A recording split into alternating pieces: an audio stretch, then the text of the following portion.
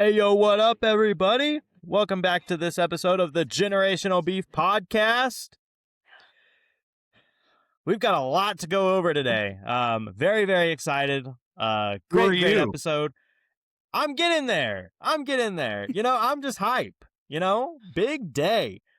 My name is Tristan Tarot. I am one of your co-hosts of the Generational Beef, as well as my dad, Noel Terrell, Generational Beef. So, unless you live under a rock, assuming you found us naturally, it means you're a sports fan.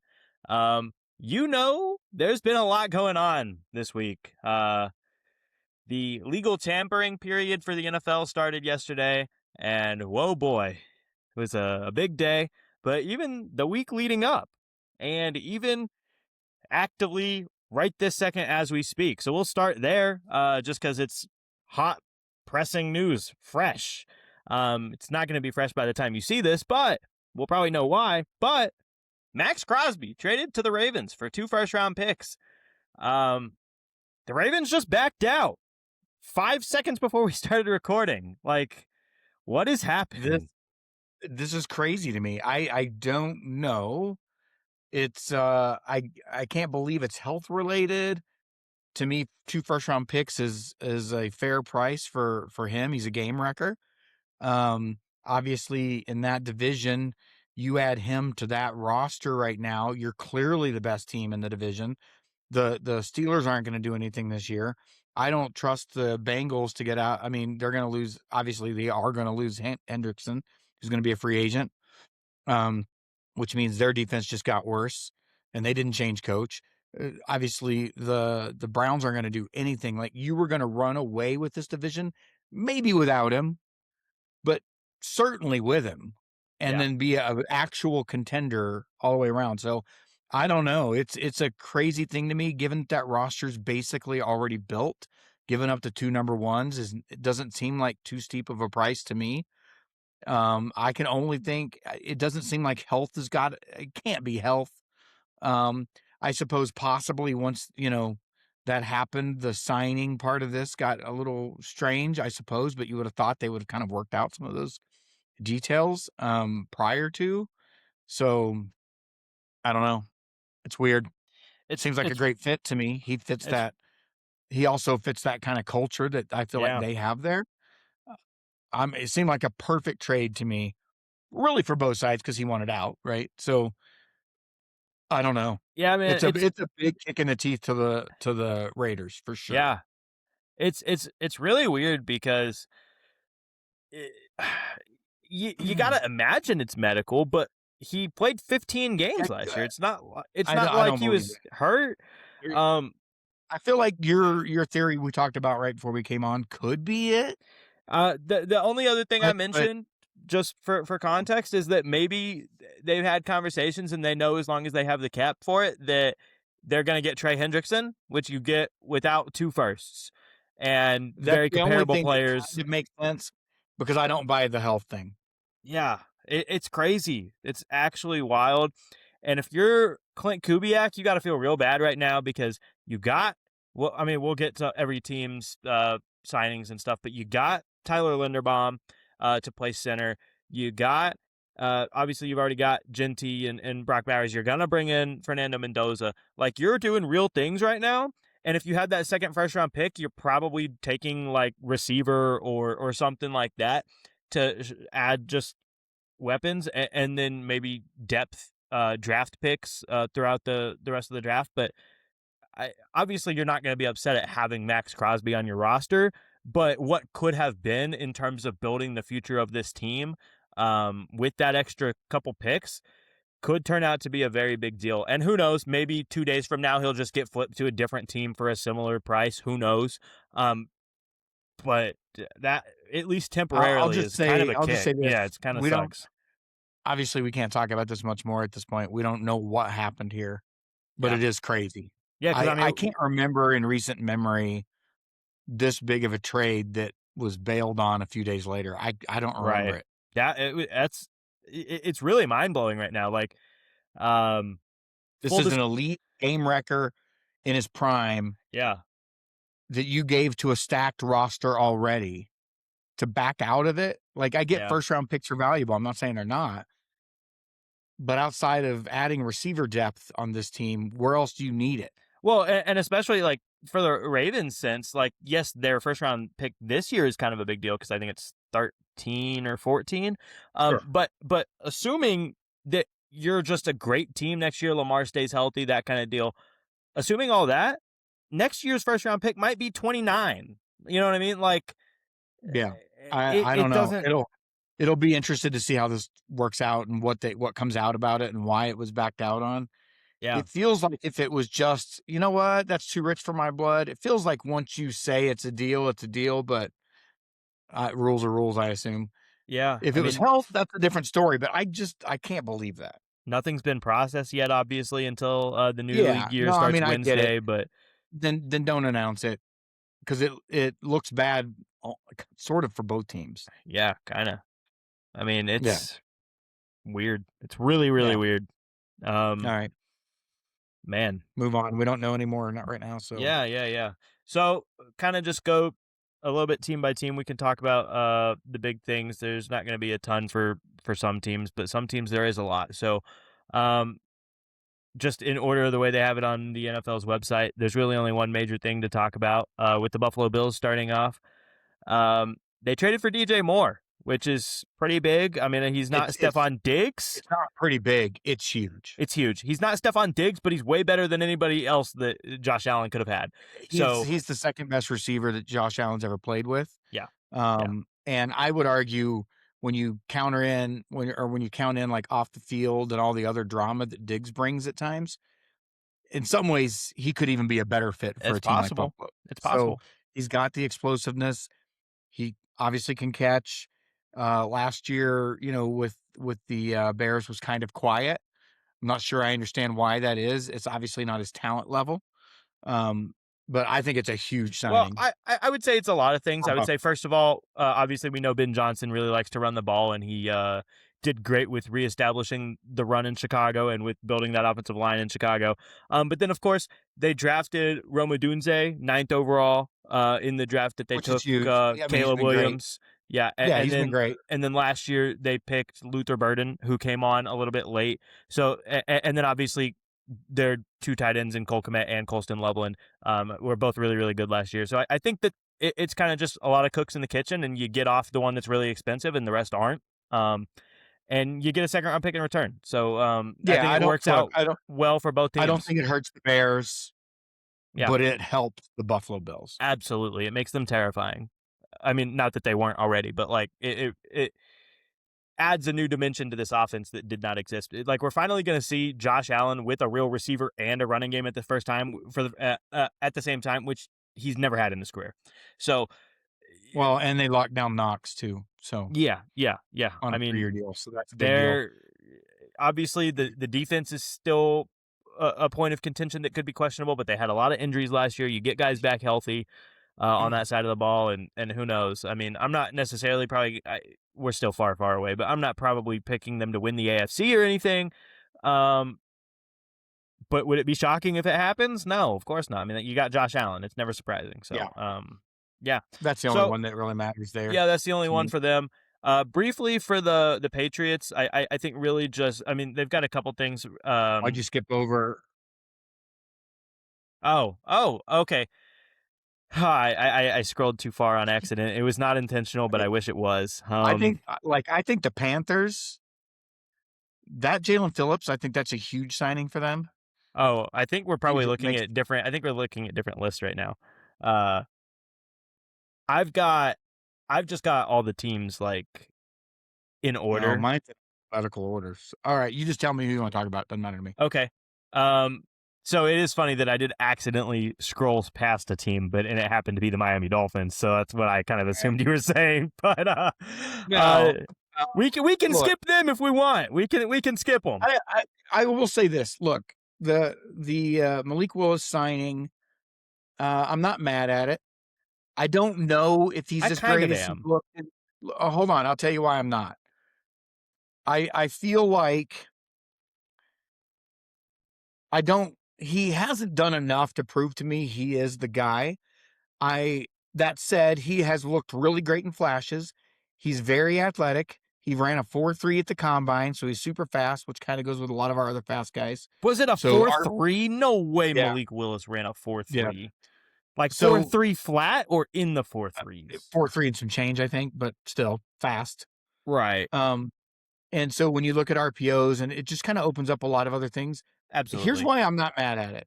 This is why I'm not mad at it.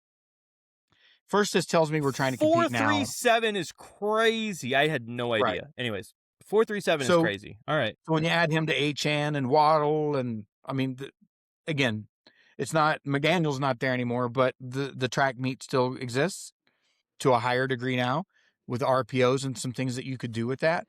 But that none of that is why I'm not mad at it. I'm not mad at it because I think this had more to do with the relationship with the new coach than it did the actual money, because the finances are great, right? 3 years, 60. When I think on the open market, he could have got 30 to 40. I I really don't do think believe it. so. I think someone would have given it to him. And No so shot. I think this was a landing spot for him. I think because I heard someone bring this up today, actually, and it was a point I hadn't considered. Malik was running the scout team offense for Green Bay. Yeah, He for sure. worked with the defensive coordinator all the time, Right. which is the Yeah, guy yeah, now, right? So yeah. I look, I don't know if it's going to work out, but for a guy that's been in the league a few years and has some reps and has been in a good under a good offensive coordinator, which in a lot of cases can really develop you as a player, whether you're getting a bunch of starts or not. And then you take into account the athletic side of what he brings. I'm not mad at it for 20 million a year. I'm just not. So here's what I'm going to say. If it works, obviously the contract's great and it's great, right? But Now, if it works and he goes off this year, we'll have to change the contract probably. well, But sure, but for 3 but that's years it's okay then. great. For 3 years But it's great. that's okay, Sure. right? But my several issues here, the first of which is it's not going to matter because even if he himself is really good, it's not going to be great situationally. Like we're not a good I mean, football if team. we could put up a bunch of points, you never know. I mean, maybe, but we're not a great football team, right? Like our defense is in shambles. Outside of Jalen Waddle, our receiver room doesn't look great. Obviously, Devon's really good, but we've lost a couple pieces on the offensive line too. Like it doesn't feel great right now. And end all be all, relationship or not, our head coach is a defensive guy, so you never know how that translates, especially with a younger-ish still quarterback in Malik Willis.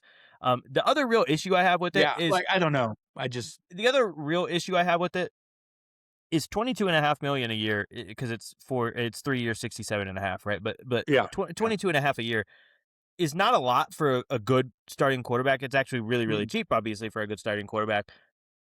But we paid him 22 and a half a year when all we've seen from him in his career was, and I get it's more about the physical tools and the eye test, sure, but a year in a really, really bad situation in Tennessee that then got him replaced by Will Levis, and then four pretty solid games, at least statistically. Like eye test is another thing, but four pretty solid games statistically across 2 years in Green Bay.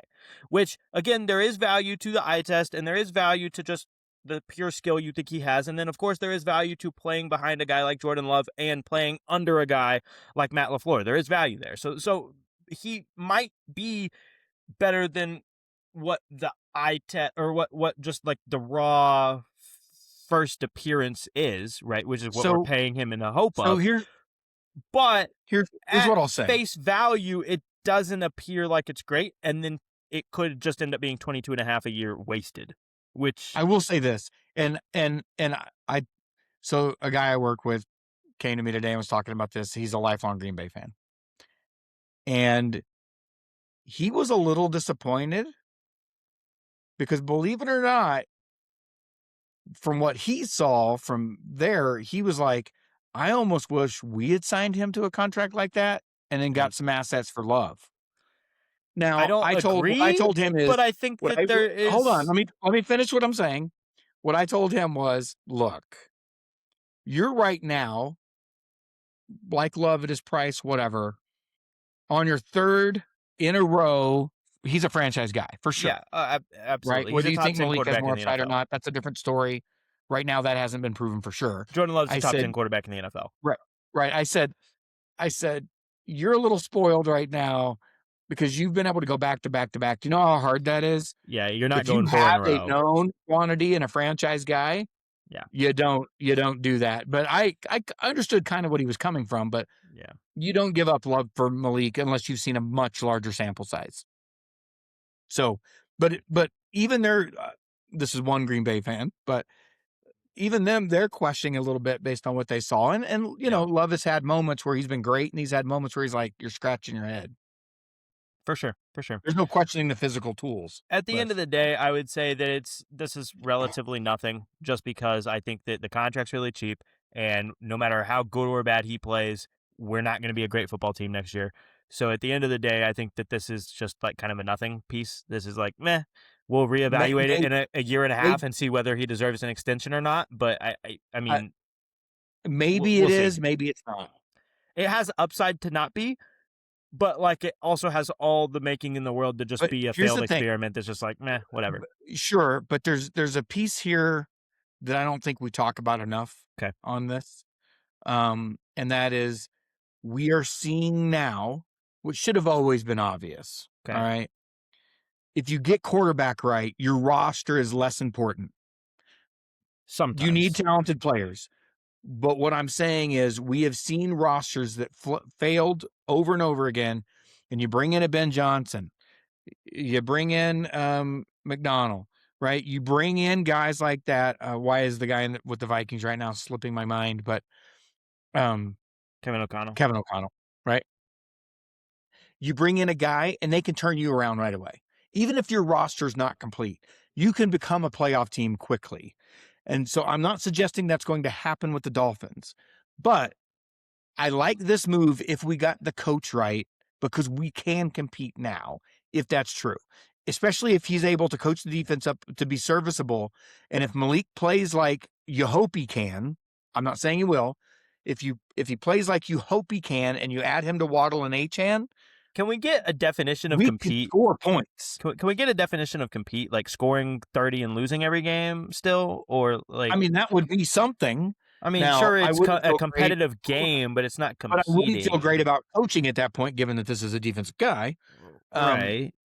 but when I say compete, to me, Like with the 6 Moore games, like signing, not being worse than the no, Jets. no, Is that the hold on. idea Let me finish the this thought year? for a second. Because I kind of want to be worse than the Jets this year. Like, I kind of want to be. Well, we're not going to be worse than the Jets. Not now, for They sure. signed Geno. I So what? Did you see Geno last year with Terrible the offensive situation. talent? Terrible. No, But he had offensive talent. he's got more in New York for sure. Anyway, we'll see. But We'll get to that in a he's minute. a turnover machine. Is what He was that was last year in being a terrible that was situation being coached out of him, and it was not last year. due to a medical concern that arose during a physical. That's why the Ravens backed out. Wow, that is crazy to me. That's crazy. So Now, we'll here's see. what I'll say right now. Here's what I'll say right now. To cut you off, Quickly, 'cause I'm gonna lose my train of one more thought. thing on that. I don't care what the medical concern is right now. The only way to save Joe Burrow's career right now, and I think they might say yes if you did it, because they're going to be desperate after that news comes out. Go give the Raiders right now T. Higgins and a first-round pick. I don't care. I don't care what the concern is. It's not a torn ACL or an Well, Achilles. I know that for sure because we would have already known about it. yeah, I don't know. Go get Max Crosby. I'd need to know more details on that, obviously, but you're not wrong. You're not wrong. Because now the Raiders are in scramble mode after that comes out. Here's what I mean by competitive. Okay. First, the Bills are winning the division. Yes. Agreed. You add DJ Moore to that roster, assuming they can just put a serviceable Right. defense, a top 15 defense on the field. And not to overstate the narrative, but the Patriots aren't going to have like the easiest schedule of all time next year, right? Like it may not be much better. I don't know, but it's not going to be as easy as it was this year. What I'm saying is if Malik Willis does what you hope he can do, Okay. if our coach can coach the defense up to be serviceable, Okay. and we can score 25 points a game, right? If you can do that, There is a possibility. There's a world where you're second in the AFC East. There's no. I mean, Hold on. Let me finish. the Patriots, even on a down, Let if me they come back finish. down to earth a little bit, are still Let winning me 10 or finish. 11 games. I don't care about the defense for a Drake May's second. legit, and Mike Vrabel is Hold on. Hold on. the guy. I'm not going to say he's not. What I will say is this is similar to the Tua situation. When you looked at Drake May against teams with a winning record, he was terrible. He was in his second year as a player. The year Don't before, care. this same roster seen won this movie 4 before. games. I've seen this movie before. Now, obviously, he's way more athletic and not Okay, he injury is prone. very, very Okay. talented. I'm not saying he's not. But when you looked at what he did last year, it would have been a travesty if he ended up winning the MVP over Disagree. I'm glad Stafford won it. It would not have been a travesty. There's a reason it It was so would have close. been when you looked at what actually occurred, and then you go back and you actually nitpick it a little bit and say, who did he do this against? I don't They care. played. Most of their wins came against teams that fired their head coach. Well, when you look at common opponents between the two, away from Drake May Hold played on. better against common Let me opponents than finish Matthew the thought. Stafford. Generational beef here. Let me finish the thought. The reality is the defense was really good to great. It was really good, yeah. Vrabel is great. Yes. At times, Drake May was great. The Not 70%. at times. Hold on. The 70% completion percentage and the yards per attempt were amazing. Yes. But he did it against shit. Sometimes. He did not do that against good teams. Against good teams, he was pedestrian at best. And in the playoffs, he was awful. I mean, they should have been in the Super Bowl, but he was awful. And I get they played great defense, but great quarterbacks play great against great defenses. A lot of them It's don't. just a fact. So I'm not saying it will happen. What I'm saying is if their schedule is more difficult this year, which it will be, and he plays like that in games against good teams, they might be 500. Nah, that's not true. That's not true. You don't know that. Here's my thing. I trust Drake May. I mean, I don't first even of know all, how any of that's deniable. First of all, you're still going to improve, right? Like we saw him in year 2, and we'll see him in year 3, and it's not linear, there so is he may such not a have thing as as big of a called the jump. sophomore slump. Well, that's not his sophomore year. He just played his sophomore year. I understand, but this was meaningful football this year. Okay, well, most rookie quarterbacks that are drafted high don't play meaningful football their rookie year, most of them. So a sophomore slump is a sophomore slump is a sophomore slump. But he didn't have one. But He had CJ Stroud runner-up looks to the like MVP the in his next sophomore MVP year. in year one. Right, year 1, and then slumped year 2. Drake May didn't look like that year 1, and then year 2 was the runner-up to the MVP. Anyways, all I'm saying is I trust Drake May. I trust Mike Vrabel. I'm not saying they're going to win 14 games again. That's probably not true. First of all, it's really hard to do that in the first place. Second of all, you're probably not going to get as great of schedule luck. That was a thing. But even if you struggle through some games a little bit more than you did last year, you're still winning 10 or 11 games. Like, first of all, they're still going 4-0 against the Dolphins and the Jets. And then if you split with the Bills, then that's 5-1. If you don't split the Bills, that's still 4-2 in division. And then you got to go like 500 the rest of your schedule, and you're a 10-win team. Like, so you don't have to be a great football team to get to 10 wins. You just got to be a good one. I'm not saying they're going to be a 14-win team again. They probably won't be, right? I am still probably we'll have to sit down and look at it after the draft, after we got full schedules like announced and stuff. I'm still probably picking the Bills to win this division. In no world do I see the Dolphins finishing in second. I just, anyways, the Dolphins might finish fourth, but okay, hold on. Week 1, they lost to the Raiders. It was a bad game. Right. Week 2, they beat the Dolphins. Okay, Great. They lost to the Steelers in week 3. Okay, right. They destroyed the Panthers. This was before the Panthers went on a run. Right. They Still a barely playoff team. beat the Bills. That's a They big barely win. beat the Saints. Yeah. They beat the Titans pretty well. Yeah. They beat the Browns. They Right. beat the Falcons by a point. Right. They beat the Buccaneers. Uh-huh. They beat the Jets. Uh-huh. They beat the Bengals. They Uh-huh. beat the Giants. Bills beat them. Yeah. They beat the Ravens. Of course, at that point, the team was decimated, right? Sure. They beat the Jets. They beat us. Wait, that team That was not okay? decimated at that point. That's when Lamar came back. Okay, but he was terrible when he came back. Do you He remember that? wasn't. He wasn't. He He was wasn't great. absolutely Yeah, terrible. he wasn't great. Yeah, he wasn't So, great. That's for sure. and then if we look at 2026, let's look at their schedule. Well, okay, but hold on. Well, it's not out yet, so like we know the teams they're playing. We don't know the Well, we know schedule. who their opponents are. Um, We don't know who their opponents are. that's what I just said. That's what I just said. Anyways, Okay, well, that's all I um, might care. It doesn't matter to me. So they play at nobody's home. trying to They obviously argue. play the Bills, Nobody's trying to Dolphins, and argue that Jets. their well, nobody's trying to argue that their schedule wasn't insanely easy this year. I'm not trying to argue that it wasn't. I'm just saying, even if you have less schedule luck, if you're still a good team, you're going to win 10 games. Like, that's all I'm saying. There is zero chance that the Dolphins get to a 500 record this season. I find it extremely unlikely. The roster is We've seen decimated. with other teams what coaching can do.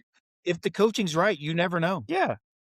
You know what? I will say right now, if Jeff Hafley is an incredible coach this year, 7 wins this season is an amazing job. This roster is not good. So, Jeff Hafley, this next season, if you win 7 games, props to you, But buddy.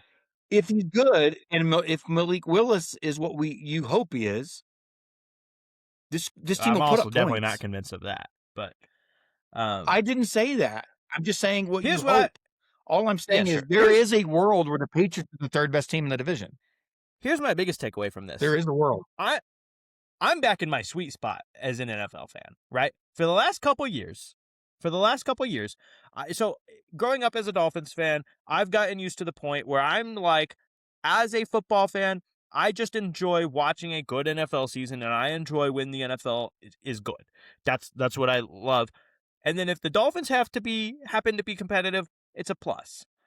The last couple of years, I've actually gone into the season with some hope because we seemingly had a coach, we seemingly had a quarterback, whatever. We had an offense. I had some hope. And so then they actually let me down.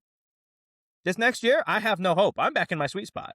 So I have no hope. So I'm like, okay, cool. All Let right. the NFL season be good. And if the Team, it Dolphins doesn't matter. happen to win We've 7 games, Move on. fine. Next. Yeah, I hate Next. the Dolphins. Anyways, the only other thing I wanted to say is just shout out. I mean, I know we're going to be paying him $99 million to not do the job anymore, but shout out to Tua Tagovailoa. I know the memes. I know the injuries. I know everything that's happened. I know the bad contract we gave him. I get it. Without a shadow of a doubt, and it's not saying much, but without a shadow of a doubt, he is the third best quarterback in franchise history, and he is the best Dolphins quarterback in my lifetime. So I'll give you your lifetime. he's the third Who are best you in putting him? history. Number 1 would Well, be Dan Marino, and number 2 would be Bob Greasy. Some would maybe argue that you should flip that because one of them has 2 rings, one of them doesn't. But 1 would be Dan Marino, 1 would be or 2 would be Bob Greasy, 3 is Tua. I mean, I could argue a couple of other guys that could take Tua out. I don't think like who. Tannehill. I said in my Go look at lifetime. his numbers Tannehill again. was very much in my lifetime. So, Okay. uh, Well, you Ryan said best of your Tannehill. lifetime. I'm telling Ryan you, he could Tannehill. be third best. No, Ryan Tannehill has like 2,000 more yards than him, but only made the playoffs once. Tua made it twice in like half the time. After And falling back into it because they lost 6 straight to end the season. Yeah. still, Tua Should led have the won league the in division passing and had a yards. home playoff game Sure, instead I'm of not going to saying Kansas it. I'm City. not saying it didn't. I'm not saying it ended well. I'm just saying that Tannehill made the playoffs once. Tua made it twice, which is a fact. Well, Tua actually Tannehill didn't have a better coach and didn't have a better roster. didn't say that anything. I'm just saying Tua actually had a winning record as a quarterback. Tua had a year where he led the league in passing yards, and Tua Sub is 500 against winning teams. so is Ryan Tannehill. This is the Promise great you day that. argument. I've seen this. Tua also is the career franchise leader in completion percentage and passer rating. True story. So, not a high When you're bargain to hit, throwing but he is. 2-second passes, it's not hard to hit that.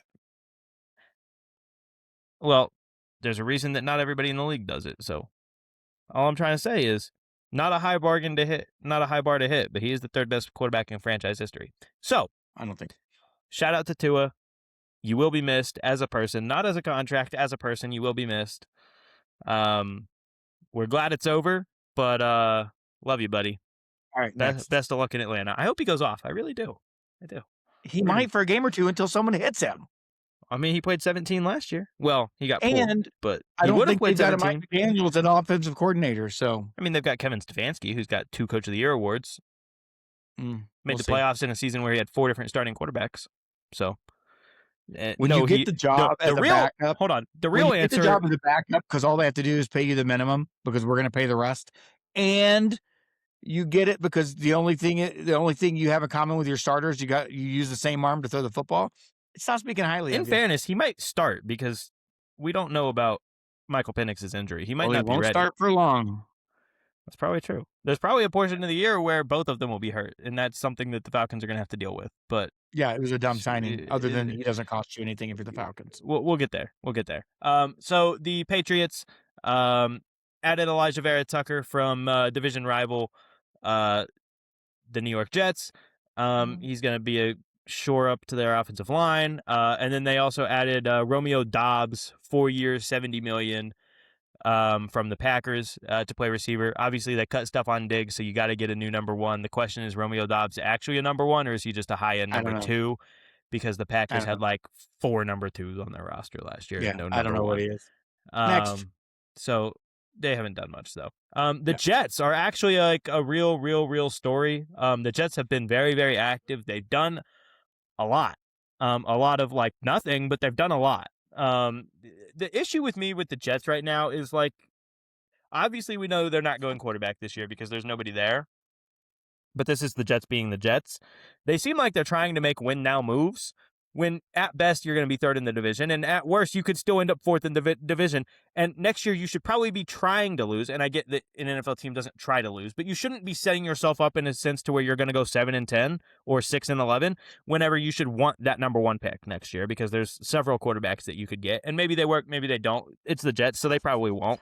But at least in theory, you got to get a quarterback that would be good. And the Jets aren't probably going to do that now because they're going to go and win 6 or 7 games next year because they've done enough to be mid or almost mid. Yeah, I mean, so just like the Jets. Just like a rundown. Obviously, there's nothing to say about the Jets.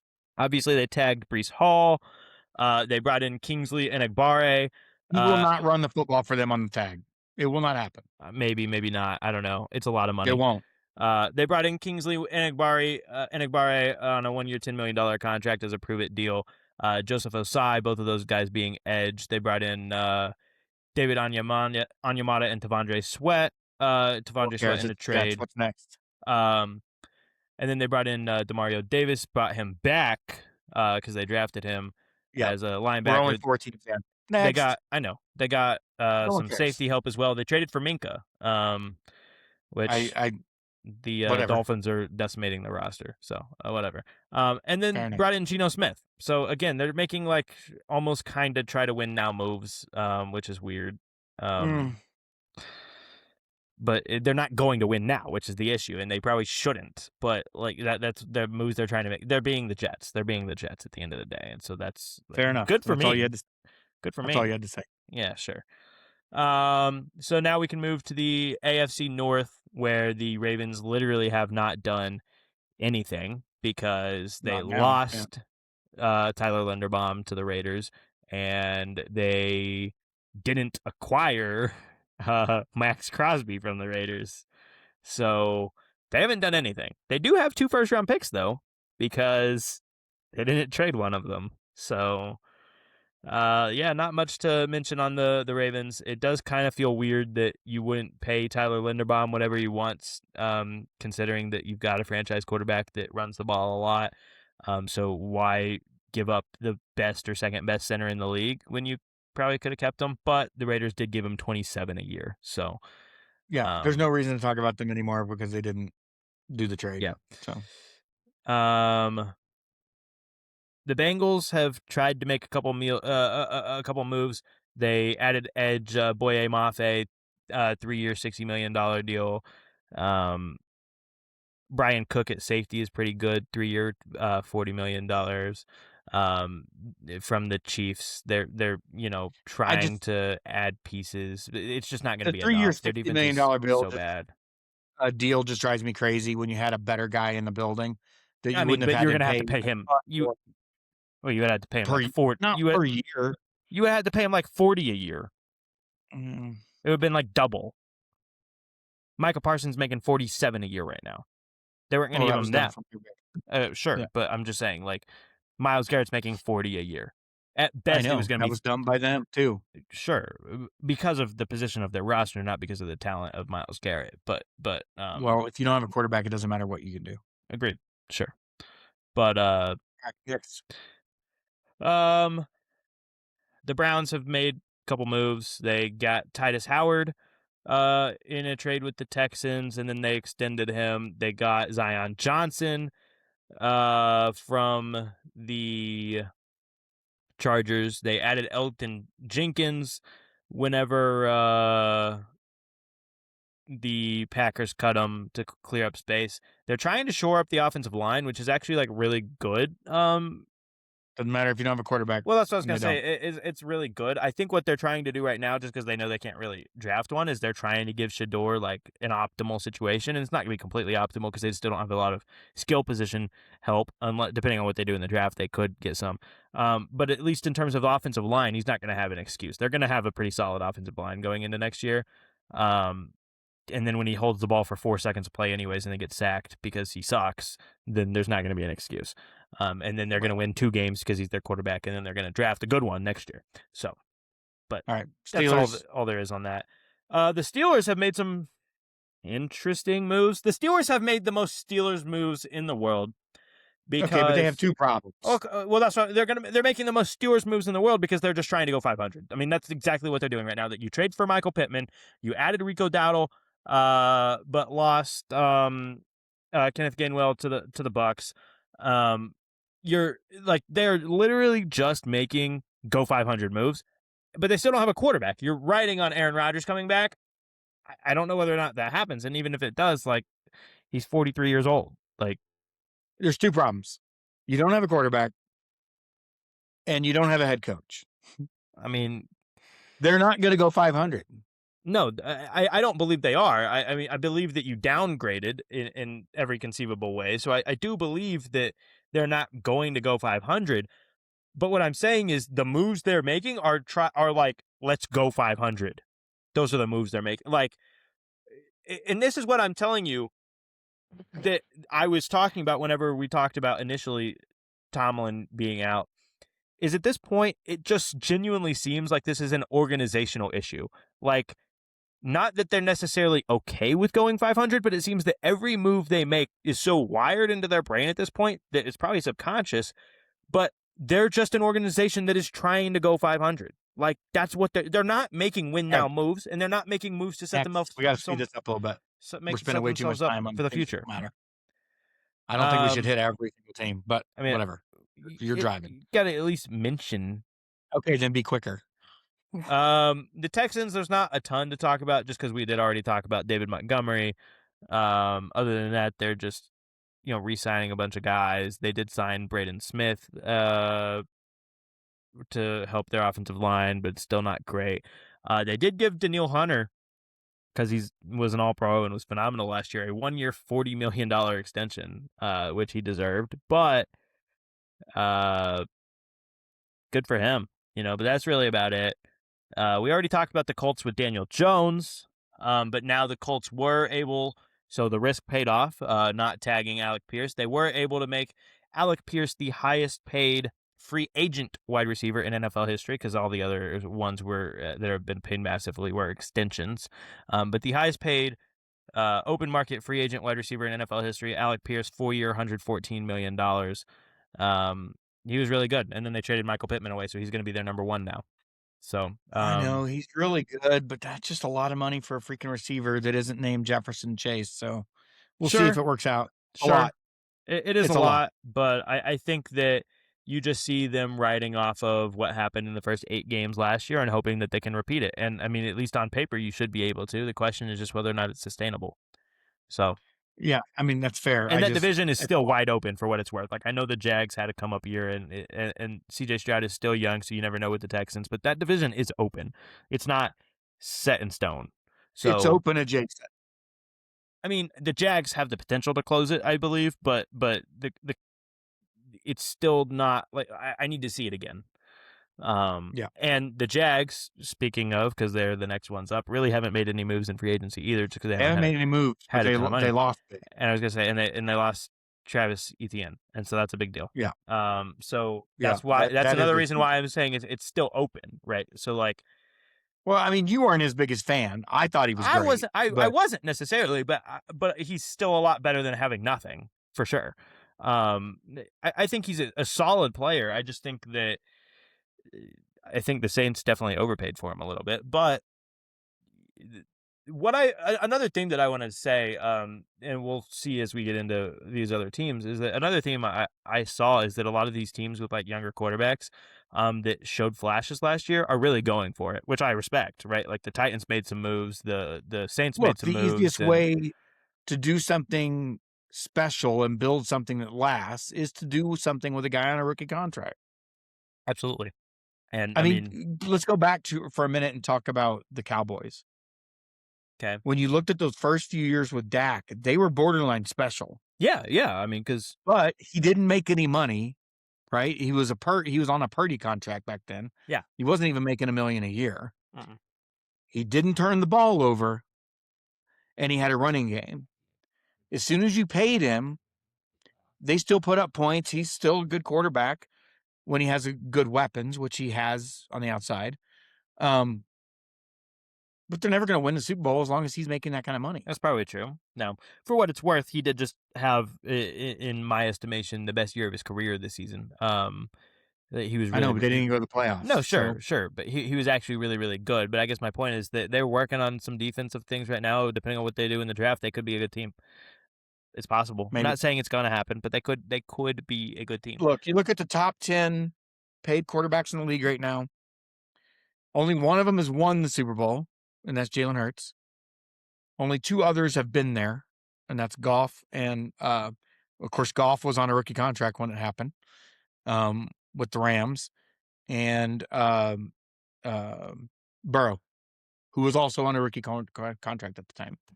I think your let me look. I think your list might be slightly outdated. One, I'm not two, even looking at three, the list, but four, I did look at it. five, Stupid. 6, 7, 8, 9, 10. No, I guess not. It is outdated in the sense that Jalen Hurts isn't a top 10 paid quarterback in the league anymore. Oh, he's not. So Now it's less than it. Now it's two people that have been there. yeah, yeah. Burrow and Golf. The Okay. only reason I was going to say outdated is I thought Stafford was in the top 10, but he is not currently. If they extend him, he probably will be, obviously, but he's So not. anyway, my point is I respect teams that have a guy either on a rookie deal or a good deal that go out and make waves. Like what you would expect or what you would hope is that Tampa Bay would be going all in right now when you've got a guy like Baker who, for what he is on a cheap contract, Right, right? And so cheap, 30 million, I think it is a year. right. Uh, it was like 3 years, 90, wasn't it? But that's what you have to do. It's going to be the rare exception where the guy's good enough, right, to go Hmm. get it done on a high dollar deal. Right, We have not seen it recently. yeah. At the time that Jalen won, he was making money, right? But the rest of that roster was stacked at the time, Yeah, right? yeah, So yeah. again, it is what it is. But when you So start paying 55, 60 million, yeah. No, that's fair. they have Um, to be a force multiplier if it's going to work. so the first of those teams, that, like I said, are trying to go out there and do some things, the Titans, who also have the number 4 overall pick. So we'll see what they do in the draft, because that could be another piece either to help Cam Ward or to shore up that defense as well. But they signed Wan'Dale Robinson on a 4-year, $78 million contract from the Giants, who, by the way, is rejoining his former head coach because Brian Daboll is their offensive coordinator. Um, they added a couple offensive line pieces. They traded for Jermaine Johnson as an edge from the Jets, which is big. They got John Franklin Myers in the interior, and then Cordell Flott, Alante Taylor in the secondary. So like I said, that's the first example of a team with a young quarterback that's cheap right now because he's on a rookie contract, kind of trying to go for it a little bit. And I don't expect necessarily the Titans to be a great team next year, but if they go and win 7 or 8 games, it's not going to be the most shocking thing in the world. And that's a good step, again, in a division that's pretty open right now. And I will say too, there's a signing that's going to go under the radar yeah, that I really like. yeah, If Cam Ward doesn't work out halfway through the season or whatever, Trubisky's I think a good signing. he's a good signing, but Cam Ward is, I believe, to be legit. He just was in a terrible Maybe situation we'll last year. see. He had We'll so see. many Right? flashes last year. Like, Yeah, but there are and guys that do that sometimes. sure. And for what it's I'm worth, not saying. going into the draft, I didn't like Cam Ward at all. Like, I thought he Yeah. was overhyped, To be overrated, clear, but I'm he not looked saying good he last won't year. be good. I'm just saying I'm sure they've got Trubisky for cheap, and it's not a bad pick. It's not a bad guy to have on your Sure, roster. sure. The Broncos really haven't done any much other than re-signing their guys. They re-signed Sam Ellinger. They re-signed J.K. Dobbins, Adam Troutman, Alex Singleton, and Justin Stranad. But really, when you're a team that just won 14 games, also with a quarterback on a rookie contract, that's what you got to do. You got to keep the team intact, pay them what it takes. That defense is legit, and hope you can run it back. That division's stacked, Yeah. so you gotta. I mean, oof. The Yeah. Chiefs currently are preparing for, I would say, a transitionary year. They traded Trent McDuffie away. They let several other DBs just walk in free agency just because they're not trying to pay all that money for a team that's probably not going to be incredible. Um, but what I will Look, say, I don't think they're a playoff team, but as long as you have Mahomes on the roster, yeah, you can't count them out. Now, obviously, I picked them not to make the playoffs last year. I think that division has just gotten better, so I think it will be a struggle. When you have Mahomes on the roster, though, you can't count them out. here's what I'll say. What I do love though, is the Kenneth Walker signing. Yeah, yeah. So what I'll Like, say, hold on, let me finish this thought. Not just because it'll probably be the best running back he's ever played with I mean, Kareem Hunt was really good for a couple years, but for a little bit, I would say but that here's the Kareem other thing. Hunt's peak was better than Kenneth Walker, but Hold on. Here's the other thing. Um, and I read this yesterday and I was like, holy crap. You know, I've been saying for years that looking at the running back total of 1,000 yards as a milestone is kind of dumb, it is dumb. right? Even at 16 games, it was dumb. At 17, it just gets dumber, right? Right. Like that's not even close to 100 yards a game to get to 1,000.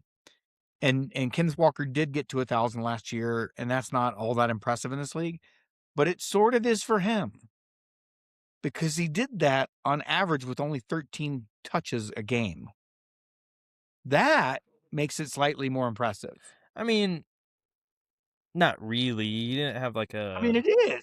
Go do that yard per carry and tell me it's not impressive. I mean, he didn't have a crazy yards per carry. That's for sure. I mean, it's probably about average. I know as a team they actually had a pretty poor yards per carry total. So maybe it was everybody but him. I don't know. I don't know. But as a team, I think they were like the fourth or fifth least efficient running Anyway, I offense. like that signing. I They get had that. he had 4.6 yards per carry, which is solid. It's not great. It's not terrible. Solid. Um, Um. I think he's Anyway, what I was pretty saying is, good. I Yeah. think what I like the signing of him. I don't mind them bringing Travis back, given it's a 1-year deal. I think they're paying too much for it. I I mean, don't think but he's going to get it $1 million in productivity. it's a 1 year deal. Uh, It's nothing. It doesn't mean anything. It's a no, I legacy mean I get pay. that, but they need more if they're going to make a run in this division. Agreed, kind of. I would say that the one thing I disagree with you on, and I will push back a little bit on, is that you said that the other teams in this division have just gotten better. I do believe the Raiders have, but they're going to go from 2 wins to probably 6 or 7. I don't think the other two teams in this division have gotten better. I think that they are currently better teams than the Chiefs, but I don't think they've gotten better necessarily. Like I said, we just mentioned the Broncos. They stayed packed, which is what The you Chargers kind of got got to do. better even if the roster didn't, The Chargers did add Mike McDaniel, which is massive. Um, which is bad. absolutely.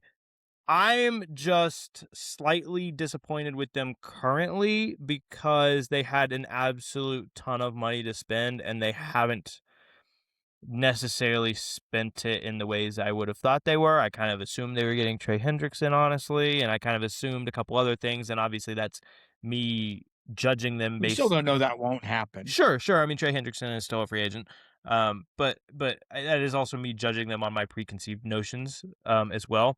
But I don't necessarily believe that the other two teams have gotten better. I just think that they are, as currently constructed, better teams than the Chiefs.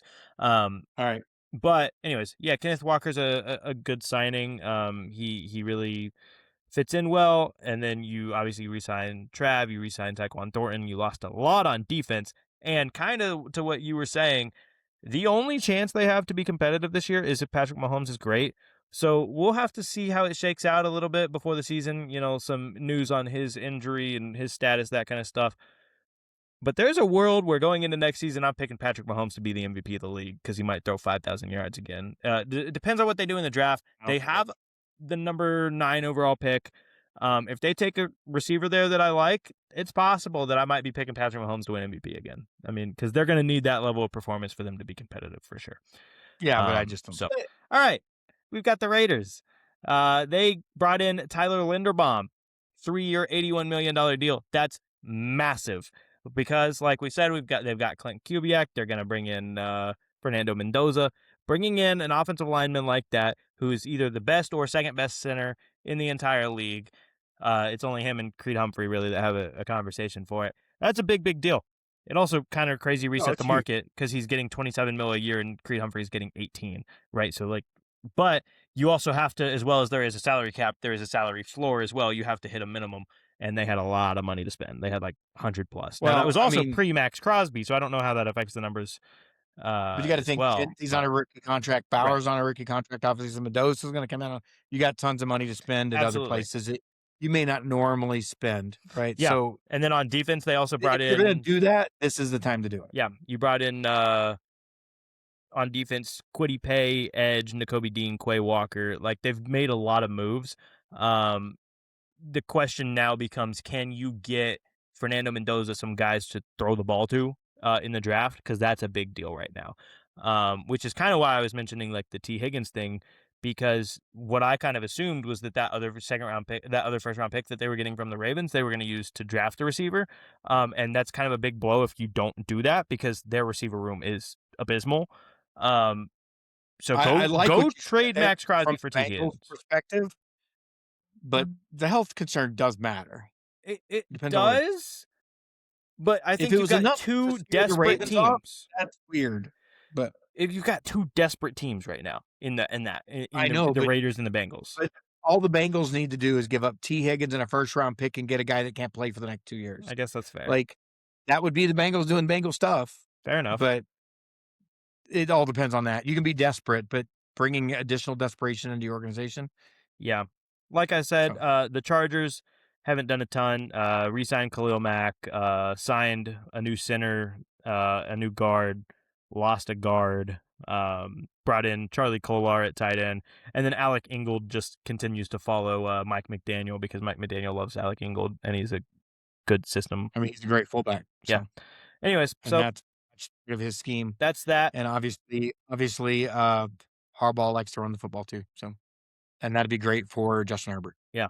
The Cowboys, we've already talked about them some. They re-signed Javonte and then the George Pickens tag. Other than that, the only other big thing would be that they traded for Rashawn Gary from the Green Bay Packers for a 4th-round pick.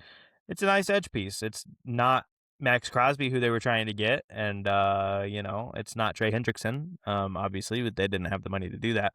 But you got a nice edge. If you can shore up some stuff in the draft, there's potential for them to be a really good team this year. Possibly. It is possible. It is in the realm of possibility.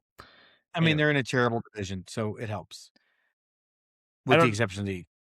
Well, we'll talk about them in a second. I might have a hot take for you there. No, I think they're getting worse, but the rest of the division, they're not getting better either. The Giants are basically trying to become the Ravens, I guess. They added Patrick Ricard. to play fullback. They added Isaiah Likely, which is actually a pretty big deal, low key. Um, and then that's basically it. They got Tremaine Edmonds to play linebacker, but really they haven't done a ton. But when you talk about the boost you get to a first year head coach, especially when it's a good head coach, right? If you can have a healthy Jackson Dart, which is a big if, but if you can have a healthy Jackson Dart and a healthy Cam Scatterboot, you add Isaiah Likely, you bring back Malik Neighbors, right? Because he tore his ACL in week 3 last year. Bring him back. Look, there's an outside possibility I might be picking the Giants to make the playoffs next year. Outside. I'm not saying Look, outside possibility. here's the problem. And I mean this with all the love and respect because I love Cam Scatterboot. Sure. His IQ is 10. And the same with Jackson, right? They both play like their Yeah. IQ is 10. Neither one of them protect themselves. No. I love watching Scatterboot play. And Jackson Dart is as tough as they come. Neither one of them will get to the playoffs next year. Oh, no. Yeah. That's fair. And that's a sad thing to say, especially with Scatterboot, because he is so entertaining, and a guy that just loves football, loves to hit guys. He's a very old school player. Yeah. And I love him, but his body cannot hold up forever the way he plays. And then with Jackson Dart, he doesn't protect himself.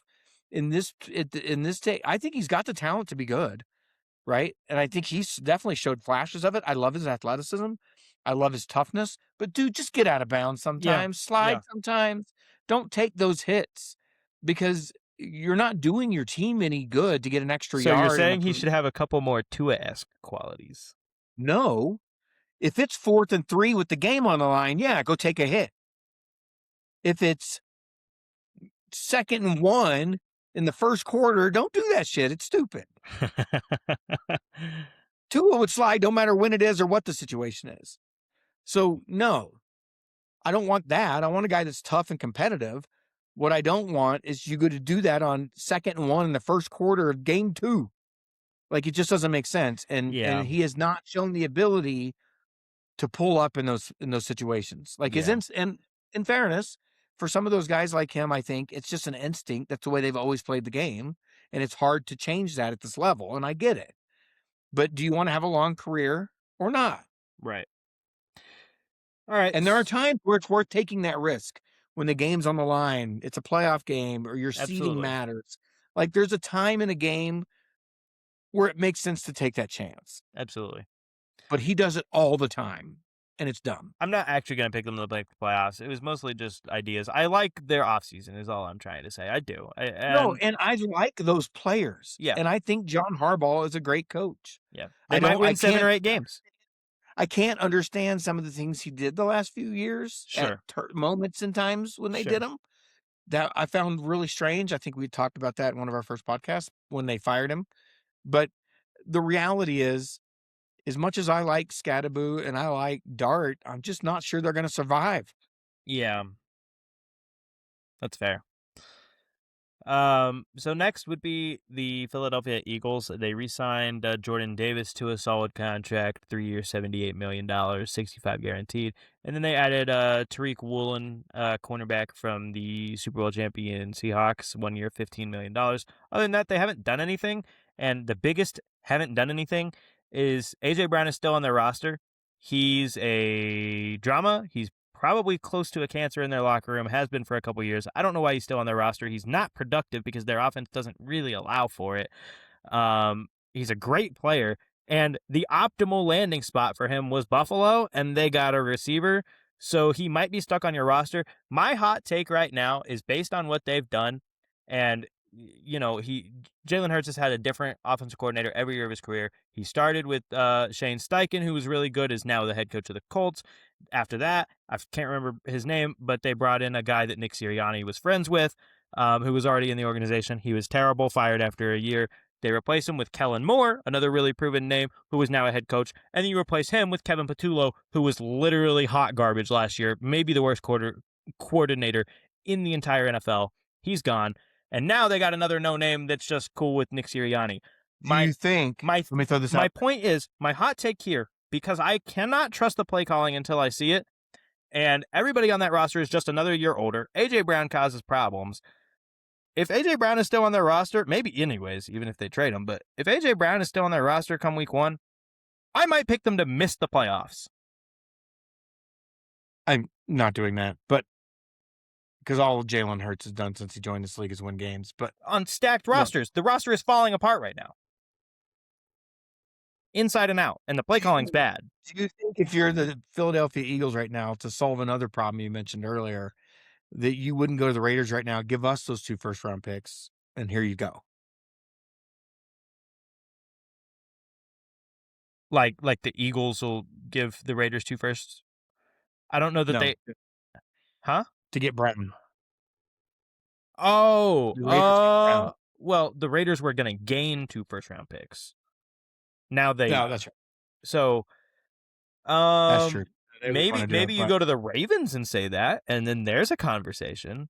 Hey, Ravens, give us 2 firsts. Now, AJ Brown's not that's going to be true. worth 2 firsts, but hey, that first that you were Give already him a planning first. on not having, give us your first this year. We'll give you AJ Brown. Absolutely. If I'm like I said, if I'm the Eagles, I'm getting him off my roster any way possible. He's just not productive. Like, their offense isn't built around having productive receivers. He's not productive, and because of that, rightfully so, he's upset about it because he's a great receiver that doesn't have production, right? Like, there's no reason for him to be there. Literally none. Jalen just got ejected. I didn't see what happened, but he just got ejected. That's wild. Oh, he had 2 technicals in the second quarter.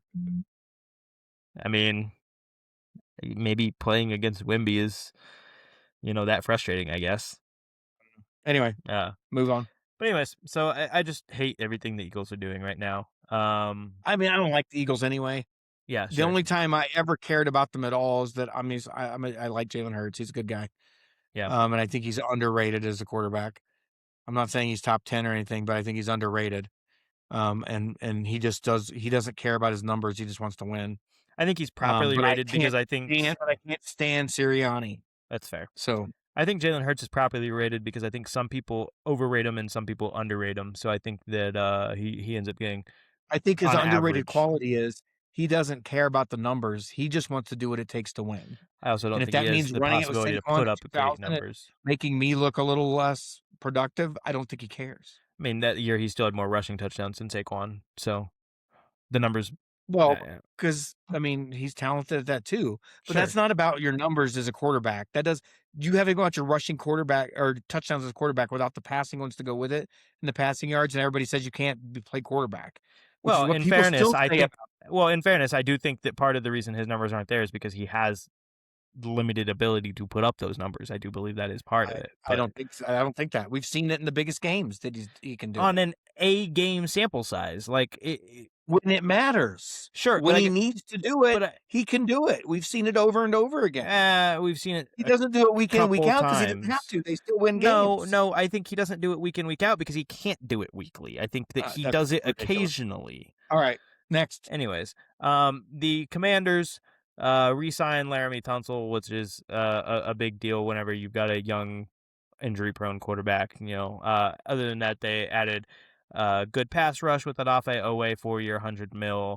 Other than that, just a bunch of smaller deals. But really, at the end of the day, nothing matters for the Commanders if Jalen Daniels can't stay healthy, and that's the big deal. So It's sad because he's got it.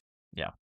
But hey, if he stays healthy, then they could win the division next year. Them or the Cowboys or the Eagles all win the division. Yeah, it'll So be competitive, but not because they're all great. no, it's because they're all mid. Absolutely. Yeah. The Bears, obviously, they traded away DJ Moore. Which I don't hate that trade. Yeah, they signed Garrett, or they traded for Garrett Bradbury from the Patriots to replace, as we mentioned last Which week, is Drew good. Dahlman, who retired. Yeah, it's good pick up. They added Neville Gallimore and then got Devin Bush from the Browns, who was really, really good last year. So the Browns or the Bears just seem like they're doing more to build on what they did last year, which is great for them. They're just a good young team. Yeah. Yep. Um, The Lions really haven't done anything other than lose. His name is blanking, but they lost their tackle. Montgomery. No, well, yeah, Oh, they lost Montgomery, but they lost their tackle named. This is gonna look really bad. Can't remember his name off the top of my head right now, but they lost their left tackle. Big deal. Other than that, they haven't done anything. So they're kind of skippable, really. I mean, they picked up their change of pace back to replace Montgomery. I don't think he's as good, but he's not bad. And Pacheco. Sure, I don't know that Uh, he's much of a change of pace from David Mug or from Jahmyr Gibbs, other than being slower. Like I don't think he's like ground and pound necessarily. I think he's well, he can be. He can pound. So a little bit, he's not but Montgomery, no, but no, no, for sure. he's a good compliment to The give. Packers haven't done much other than again lose a bunch of pieces. They cut Elgton Jenkins to clear up some space on the offensive line, and then they lost Romeo Dobbs to the Patriots. They lost Malik Willis, obviously. They haven't really done anything. Yep, that's fair. So, the same thing with the Vikings. Haven't done anything. Maybe they'll get Kyler Murray a week from now. Who knows? Um, I would love to see that. I'd pay to see that. you would pay? So you'd pay part of Kyler Murray's contract? No, I didn't say I'd pay. I'd pay to watch it. Well, you will pay to watch it either way, whether he's on their team or not. Shout out the Fair NFL. enough. Capitalism. Honestly, I think it's a good, interesting fit for him on a prove it deal. Yeah. Right. I mean, obviously the roster's loaded. Yeah. Right. Kyler is a playmaker.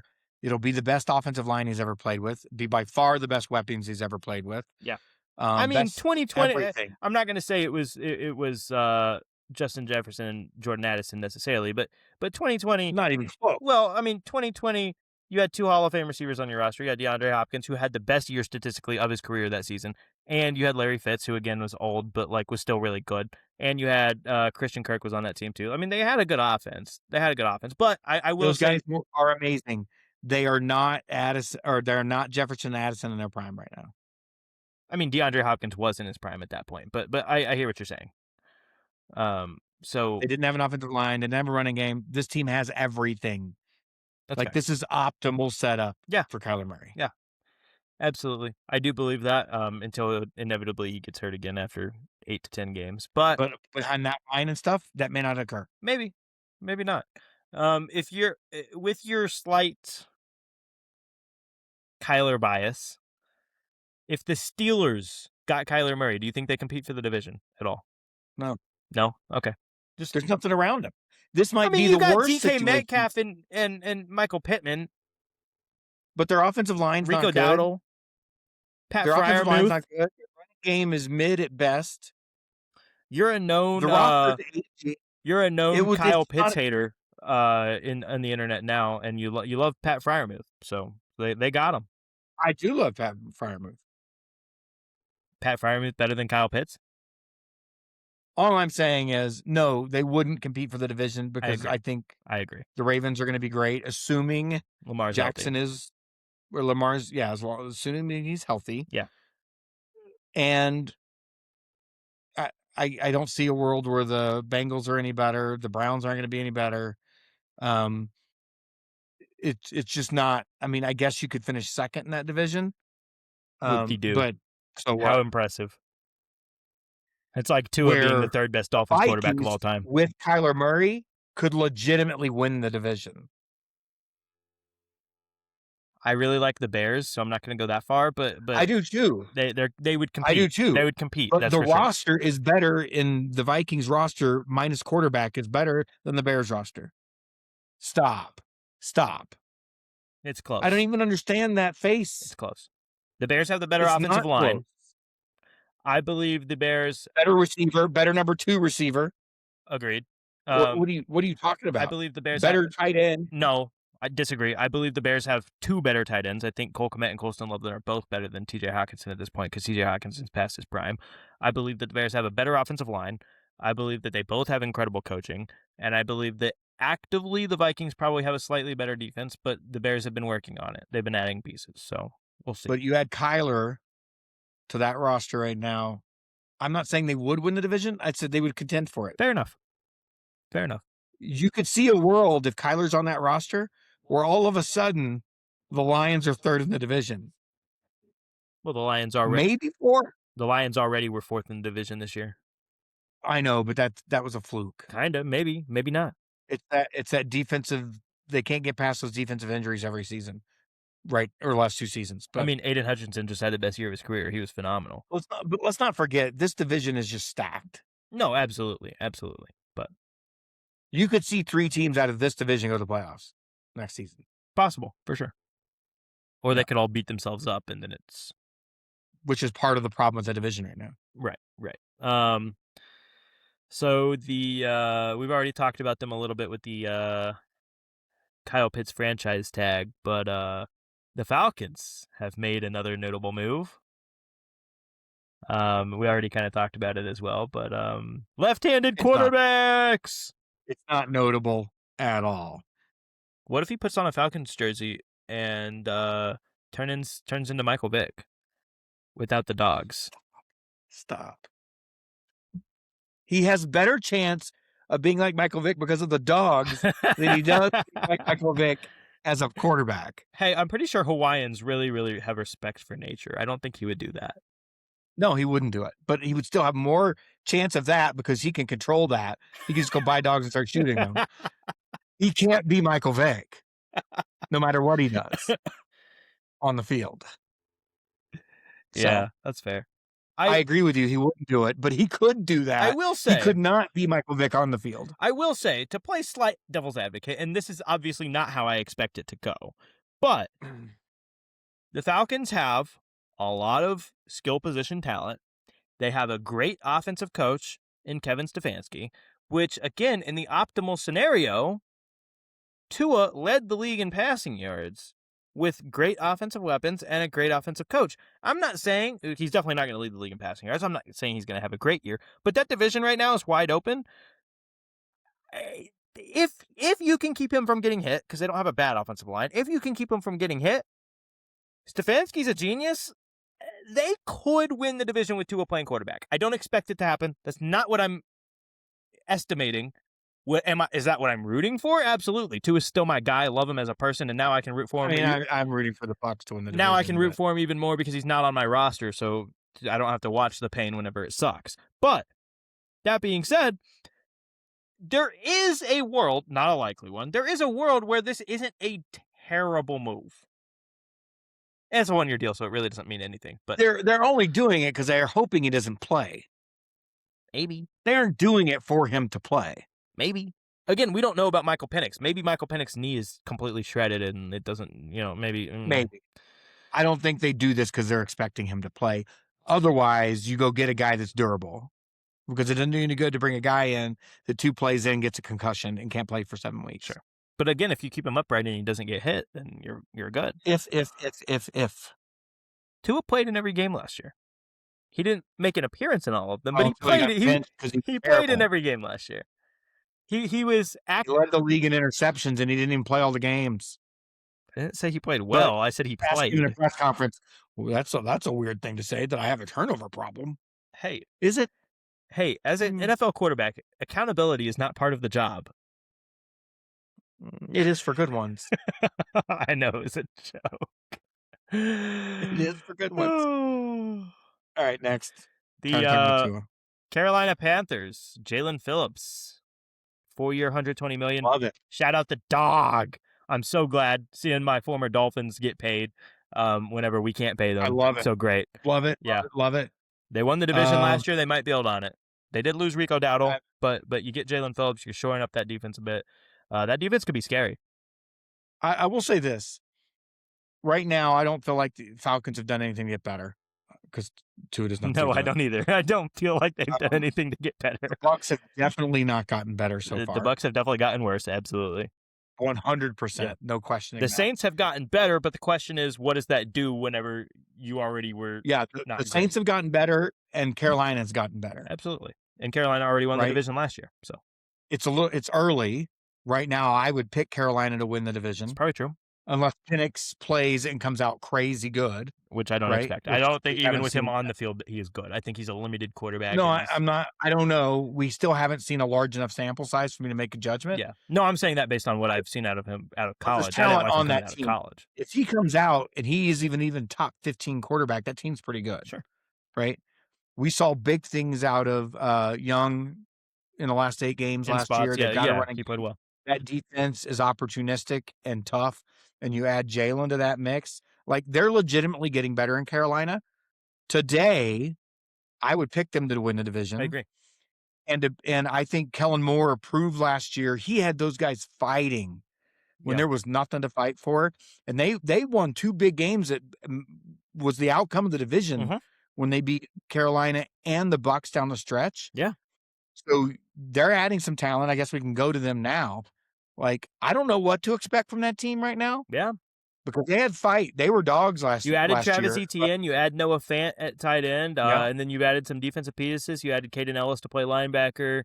I mean, Julian Blackman, the safety they re-signed. Like, and again, I really like Kellen Moore as the coach, which I didn't think I would be saying. I mean, I didn't either. after his stint as But the Cowboys the OC, way I he hated had him. them But fighting, the way he had them fighting last yeah, year no, with I no agree. offensive talent around them, I think both quarterbacks played well last year, given what they had. Right. And Right, Tyler Shuck looked both of them. really good. Yeah, but I think Rattler looked good considering what he Agreed. had At the around time him. that Rattler got benched, I didn't think he deserved to be. But then again, Kellen Moore's the one in the building. And then when Tyler Shuck came out and Well, played, he actually played obviously, well. Kellen Moore knows what he sees on the practice. Right. Well, that's what I'm saying. There was no question that he was better when he got in the game. Yeah, I absolutely. agree with you. I don't think Rattler deserved it because Rattler was playing well considering the Yes. situation. Yes. Um, But Tyler Shuck but did play he better. went out. He did outperform him, Yeah. right? And he had a winning record Which as a again, starter I last year. didn't expect. Tyler Shuck, I didn't like coming out of college. I thought it was a second round pick that was way rich for him being the second quarterback off the board. I didn't love But he it. had a winning record But last year, he played well. He played and well. including he won games against the Panthers and the Bucks. Yeah.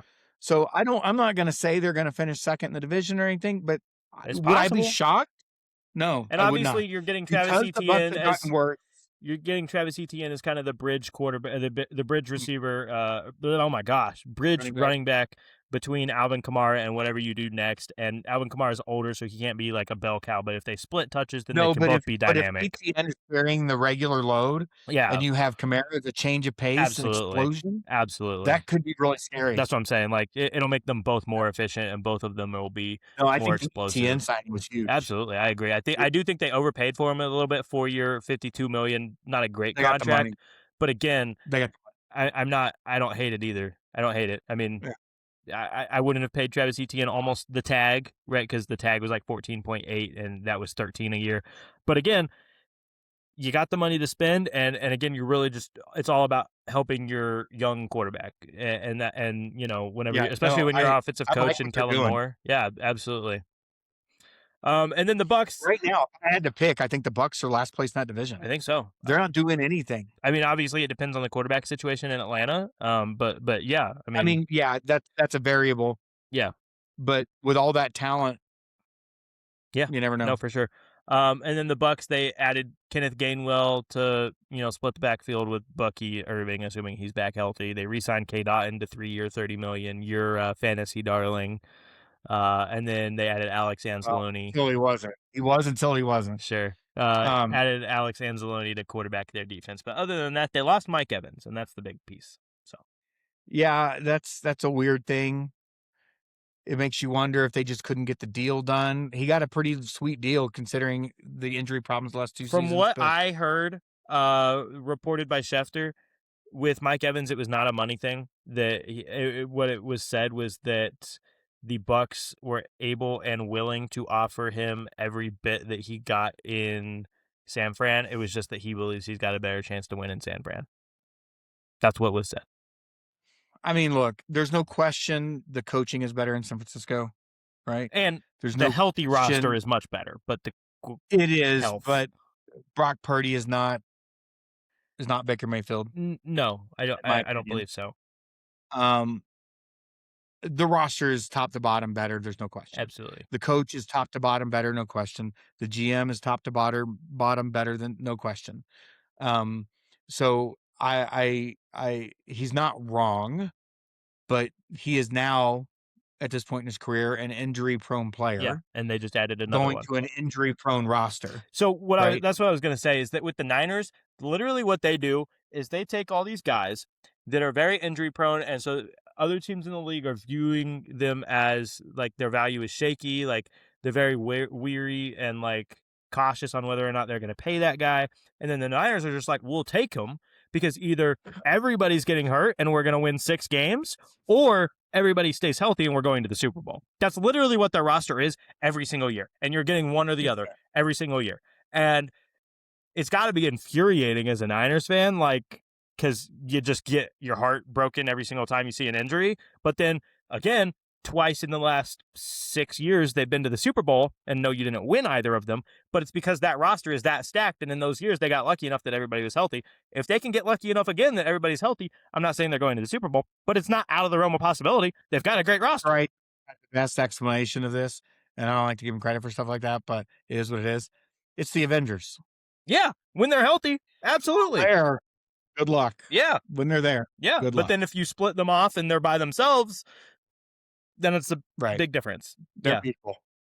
And again, as I said many times, he wasn't my coach of the year like he was yours, Kyle but that Shanahan was is- Kyle yeah. Shanahan's best coaching job of his career last year. Yeah. And that's saying something. He's done great things as a coach. Obviously, I still get pissed at him because he was part of the reason that Tom Brady got one of his Super Bowls because they just couldn't run the damn ball in the second half. Yeah. But either way, look, if you're Mike Evans, I get it. I get it even if you're – look, he's going to go down because he almost got that Jerry record. He was so close, Jerry Rice record, Yeah. which, most 1,000 yards consecutive season to start your career. He's a top 5 to 10 quarter or wide receiver of all time, and that's not even a question. Really? I mean, look what he did to start his career. I Look what he know, did. but And look who he did it with for most of his career. and that is valid. That is valid. Right? Like he is the exception. You even saw what JJ did this year with nobody, right? When you look at what Mike Evans did with the people he did it with, That's pretty fair. impressive. That's fair. And then he, what was it, 10,000 yard seasons to start his career? Yeah. Yeah. I mean, that's crazy. I would say 5 to 10 is a bit rich for me, but that's just because I think that some other guys just had better peaks. And then some other guys also have like There's no longevity. question, but he was Mr. Consistent. He Sure. didn't miss balls. Yeah. He got open. He made big plays. He scored Absolutely. touchdowns. Like, I don't know what else you want from a guy. No, for sure. And I the mean, he's fact definitely that a first until ballot Hall of Famer. That's for sure. Until recently he stayed healthy. Yeah. Like, Yeah. I just wanted to always see him in a Tampa uniform. Yeah, he's definitely a first ballot Hall of Famer. He does have a ring as well to go along with that. So, I mean, he's definitely a first ballot Hall of Famer. Absolutely. You're never going to get me to slander Mike Evans for sure. And hell, maybe he can add to it this year. Probably not, but we'll see. I mean, he'll definitely have some numbers, but I mean, we'll see. We'll see what happens. There's just so many NFC teams that are better. Yeah. As far as how do we view the Niners though if Brandon Ayuk comes back and he's actually good? Because then you've got 2 like actually good receivers if they're healthy. Like Brandon Ayuk didn't play it all this year, and he really only had one really good year, but like it was really really good. It's possible. I don't know. I mean, that division is stacked. By the way, that division is. That's the problem. Division is stacked. That's the problem. So we don't Super Bowl winners in the division, which for what it's worth, they have gotten worse. I mean, they are still very young, so a lot of other NFC guys. Championship, other participant in the NFC Championship, absolutely. in the division, right. Oh, and by the way, they also got to the second round themselves. Pitching at both of those teams is elite. Yeah, absolutely. Right, just like it is. I mean, and it is in San Francisco too, for sure. But those other 2 teams don't have injury-prone players. So really, all I'm hearing is transitioning to our next team. What is life as a Cardinals fan? Oh my gosh. It doesn't matter what you do right now. It doesn't. And for what it's worth, you're not doing anything good. I mean, they brought in Gardner Minshew to probably be their starting quarterback next year. I mean, like at this point. I mean, maybe they go back with Jacoby Brissett, but like it might be Gardner Minshew. I'll say this. It's so bad, right, that even if you do good things, you're a couple of years away from doing anything. Oh, yeah, for sure. I'm trading Harrison Jr. and see what I can get for him. Like, I'm unloading that entire roster. Completely fair. I mean, he hasn't done a ton anyway, so it's not like but like, But he's got potential, no, yeah, for sure. That's right? what I'm saying. Like, And it's so not I am completely, unloading the roster. yeah. And they If haven't, I didn't win a game this year, I would be happy if I were ownership. yeah, and they haven't really done anything. I mean, they brought in Tyler Algier at running back and Kendrick Bourne at receiver, and then It brought in doesn't a matter. You couple don't have a linemen. quarterback, Yeah, no, that's what I'm agreeing with you. Like, they've and made and small at moves. They any haven't even done anything conceivable massive. Like, roster position, you're 4th best in the oh yeah, division. no shot. I mean, like, there's nothing you're doing this year that improves you from fourth in that division, and they've been No fourth in that way. division like 3 or 4 years in a row now. So like, Possibly if the Avengers got super hurt every single one of them, yeah. early, yeah, early in the Well, season, that's the other thing too, is it has to maybe be early, they could because sneak into if third. right, because if several of them last half the season, then they're going to win 5 or 6 games in there, and Right, then after right. that, it doesn't matter They're because the already out of Cardinals it. aren't getting to 5 or 6 games. Correct. That's So my point. yeah, So it would take San Francisco, like the entire starting roster, to be out yeah, for a significant amount of time yeah, in order for the Cardinals to have a chance at third. right, right, So it doesn't matter. Like I said, I would unload anything of value off that roster right now and try to stockpile picks, yeah. right? Um, and just try to muddle through a year. That's what I Yeah. would do. The Rams saw themselves get torched in the NFC Championship game, and they went out and signed DBs. That's what they did. They re-signed Cam Curl to a 3-year, Mhm. $36 million contract. They added Jalen Watson in free agency from the Chiefs, 3-year, $51 million contract, and then of course they traded with the Chiefs for Trent McDuffie, trading their first-round pick this year, number 29, a fifth and a sixth-round pick this year, as well as a 2027 third-round pick for Trent McDuffie, and then extended him Look, I like it. I 4-year, think they're doing it right. yeah, 4-year, $124 million to be the most 'Cause expensive cornerback in the history of football. look, here's the reality, right? Your offense is set. Yeah, You don't need help there. You scored plenty of points all year. That right. wasn't the problem, right? Um, And the defense is really you're good too in the front seven. The problem was the DBs in the playoffs. correct. Like, this is a smart move. Yeah, This absolutely. makes them exponentially better. Might be my pick to win the Um, Super Bowl now. I I'm not gonna go there yet, but We got to see how the look, rest of the offseason here's what shakes I out. feel relatively confident about right now, depending on where Crosby ends up and where Hendrickson ends up. Right. There's some variables there. Right now, I don't see a way where the Super Bowl winner isn't an NFC team. The only caveat I would put there is potentially Josh Allen if him and DJ Moore with James Cook just looks that good. They're gonna get far in the playoffs. They're gonna win a bunch of games this year. All I'm saying The is reality is all I'm saying is we here's why. haven't seen it yet. Get Josh in the game and who knows what happens. Sure, but here's the difference right now between the NFC and most of the AFC teams. They've got stacked defenses. That's right. Yeah, absolutely. The Completely Vikings agree. do, the Seahawks do, the Rams do, the 49ers can at times, Right. depends on what's happening. You've got some stacked defenses on the other side, But they don't have right? offenses. The Broncos and the That's right, Texans. right? The Yeah. Broncos, the Yeah. Texans. You might have an offense in the Patriots. Right. Um, but those offenses, even if they're really good, are not as good as any of those offenses on those other teams. And so that's the Well, differentiator. Vikings quarterback dependent, obviously, but the rest of them, Yeah, of for sure. course. But the defense is there. The rest of the offensive talent is there. Yeah. You get a Kyler Murray on that roster, all of a sudden, you've got, Right. the Lions offense is still going to be great. And they've got offensive talent or defensive talent. It could just never stay healthy. I don't see any way this happens. How would you feel about the Vikings if they got Aaron Rodgers? I mean, it's better than 9.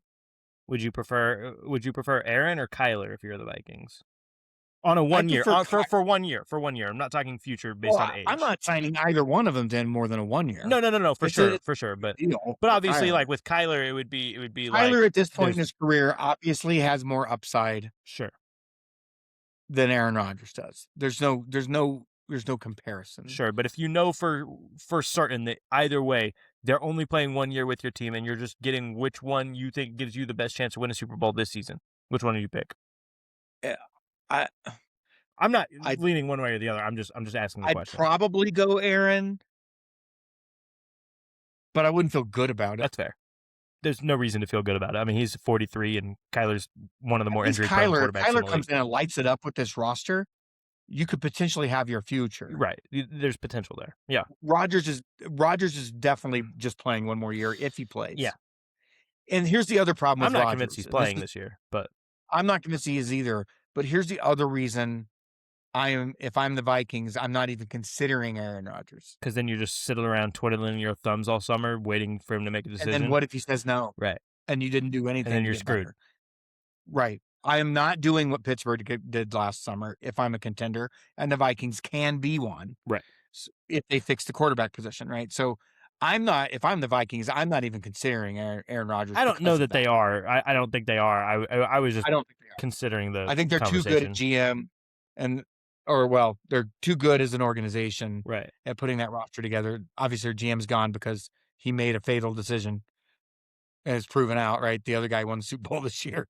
Yeah, that was kind of the nail in his coffin for sure.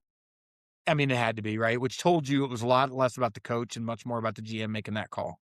Yeah, absolutely. Yeah. So And then we already talked about the Niners a bit, but really they signed Mike Evans. Everybody else is already under contract. There is still a yeah, conversation with Trent Williams right now. I don't believe he's under contract technically right now, so that could be a big deal. I don't see him leaving. I No. don't think so. They'll get that done. And then the Yeah. last little thing for the Seahawks, they've lost a couple pieces. They lost Kobe Bryant in the secondary. They lost Reek Woolen in the secondary. Obviously, they lost Super Bowl MVP Kenneth Walker, but they're still a really good roster. They re-signed Rashid Shaheed to a 3-year, $51 million contract to be their probably number 2 behind JSN, maybe number 3 if you include Cooper Kupp, but he's old. But they're going to be good. But look, They're going to be good. I don't hate the wide receiver signing. Sure. At the same time, when you have a legitimate number one, and JSN is that, Yeah. right? You know, my thing is I've got Absolutely. Chase and Jefferson 1A, 1B, and JSN and Nakua 2A, 2B, Yeah. right? And so I don't think you have to go spend that much money on a receiver. Now, it's not like a crazy contract. It's not like T. Higgins money, for sure. It's But not T. but I Higgins feel money, you. but it's significant. Sure. It's You could get a guy that's not going to cost that can be opposite of JSN and he'll be open. You don't have to pay that kind of money. yeah. That's fair. And that I mean, makes sense. I mean, obviously they built a championship roster. They know better than I do. I feel like it's overpaying for a guy that's going to be your number 2 I think he's just a with a great legit change number of 1. pace. He's an X factor type guy. He can make things happen, right? Like in the Niners game, obviously that game was never going to be close, but first play of the game, he takes it to the house 95 yards to start the game. Kick return. Yeah, So I'm not anti the guy, no, for sure. But it's and more it's just like certainly X not factor. worse for it. It's Absolutely. more. I think you could have got a guy that can do that for a lot cheaper, That's fair. That's fair. especially when you're opposite JSN. So do you think it would have been better suited for them to fork out the money to Kenneth Walker and then let Rashid Shaheed walk? I'm torn on that. I mean, obviously he's nearing 30 or just at 30 as a running back He's in not most quite that old. cases. I think he's like 26, but yeah, he's Then yes, at 26, I would rather have kept Walker and brought in another guy. But I mean, he was Super Bowl MVP for a reason. He was great. he is 25. He'll be 26 early next Oh, season.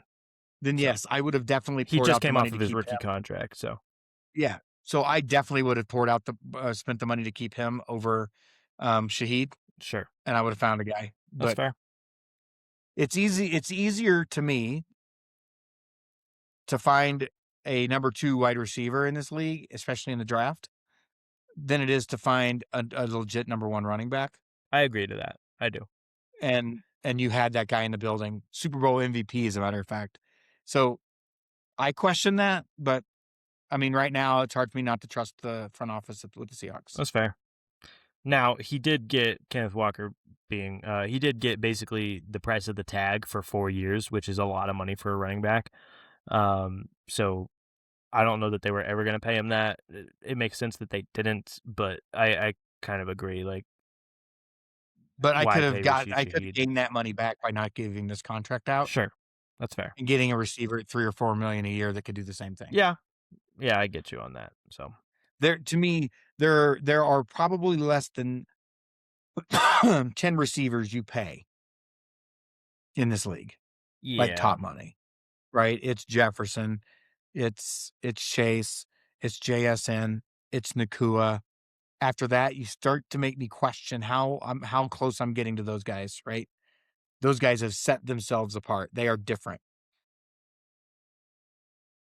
yeah, You start to fall off significantly after that. I do think there's another guy out there that has potential yeah. with another year in the system, which is Adunze.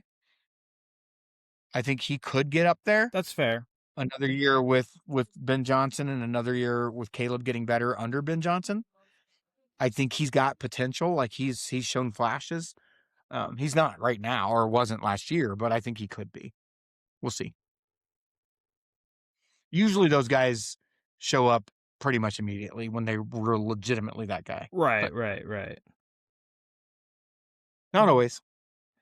All right. We can transition briefly to a little bit of the NBA talk. I Yeah. think the biggest I got news. a couple of things I want to talk about quickly.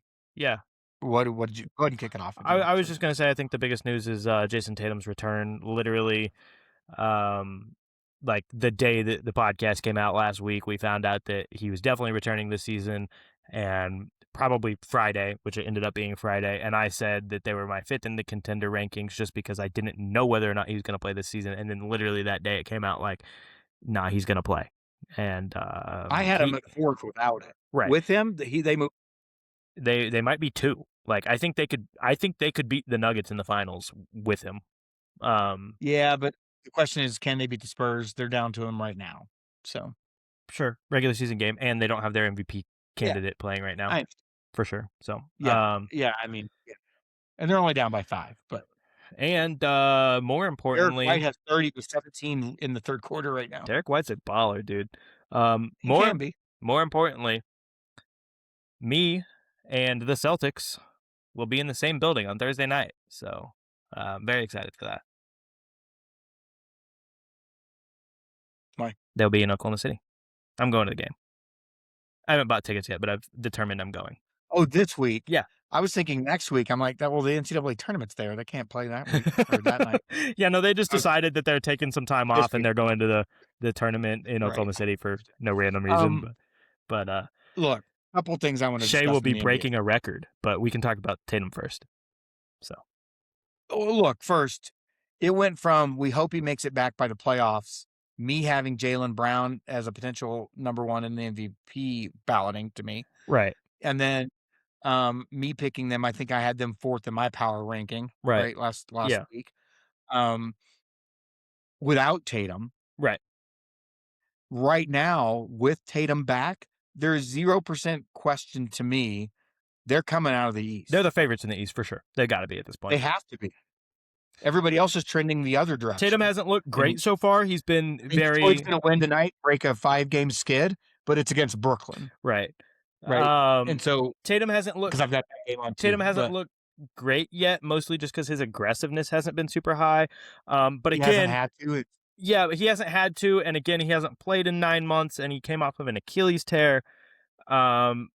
Like you expect that he's got a month and a half to gear up to playoff basketball. Like he'll be fine. I'm not worried about it. Because Even like right now, even the if Pistons, because with not the including tonight, right, even if the level that Jaylen Brown's playing at, even if he can score 22 a night, and as more importantly be a decoy, not to say that he's just a decoy, but like to take pressure off of Jaylen Brown. If he can score 22 a night, and the other thing that he does really well is even though he's not a point guard, he is their lead facilitator. If he can score 22 a night and average 6.5 assists a game, like, and he plays really good defense, that's all you need from Jayson Tatum to be a title contender this year, right? Like they're really, really good and definitely be the favorites in the Eastern Conference. East right now is trending the wrong direction. Absolutely. Yeah. Yeah, I mean, like I said, they're going to break a 4-game losing streak tonight Yeah. against a terrible basketball team. They've proven that without Cade on the floor against good teams, they can't win right now. Yeah, well, in fairness, Cade is their team. I mean, they have a good roster around him, but like Cade is their heart and their soul. Cade is the life of that team for sure. So, couple things. Yeah. First, as you know, over the last month or so, I've been really beating the Jaylen Brown drum for MVP. Absolutely. That changed last night. Yeah, no. You need the MVP moments, and he gave us 2 of them in the span of like 5 days against the same team. It's over. It's over. He's got to play the games, and it's over. And my trivial question will tie it into the next part. Okay. And I keep saying this, right? And the head coach of the Nuggets has been known to talk about the foul stuff and whatever. Not really the Nuggets. The Timberwolves coach does it a ton. He does, but so has he a couple of times. You couldn't last night because they outshot us with the free throw line like by 10 attempts, I believe. Most teams do normally. Correct. And the thing that was overlooked, and no one was talking about it in the broadcast, he almost had a triple-double last night. He was 1 rebound away. More importantly than that, he had 15 assists. And people want to talk about like, oh, he's not a playmaker. He's not a playmaker. No. He doesn't typically have a ton of assists because the team is inefficient around him. The other thing, too, right? All these Shai haters, right? Because from an off-the-court guy, a team guy, and a legitimate bona fide superstar. He's so cool. He is the easiest guy, one of the easiest guys in this league to root for. It's the toxicity of social media. That's what it is. Yeah. And it's just this narrative that it's all about free throws, which is ridiculous. If people just tuned in, watched him play, and then followed him as a person, everybody would love him. Everybody. Right. But people don't 100%. Watch. And here's the thing. Thursday night. Is that our next game? Yep. That's why I'll be there.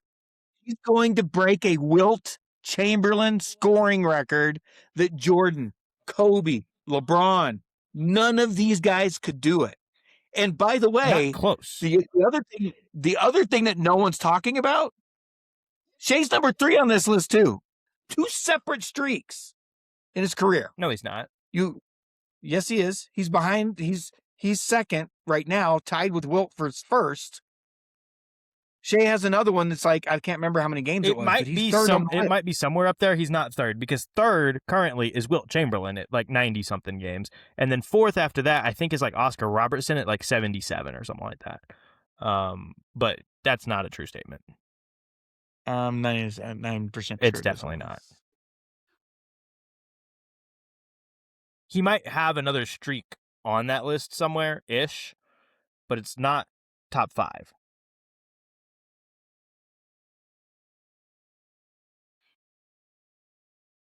Let's see. I hate when Bing pops up automatically. It's terrible.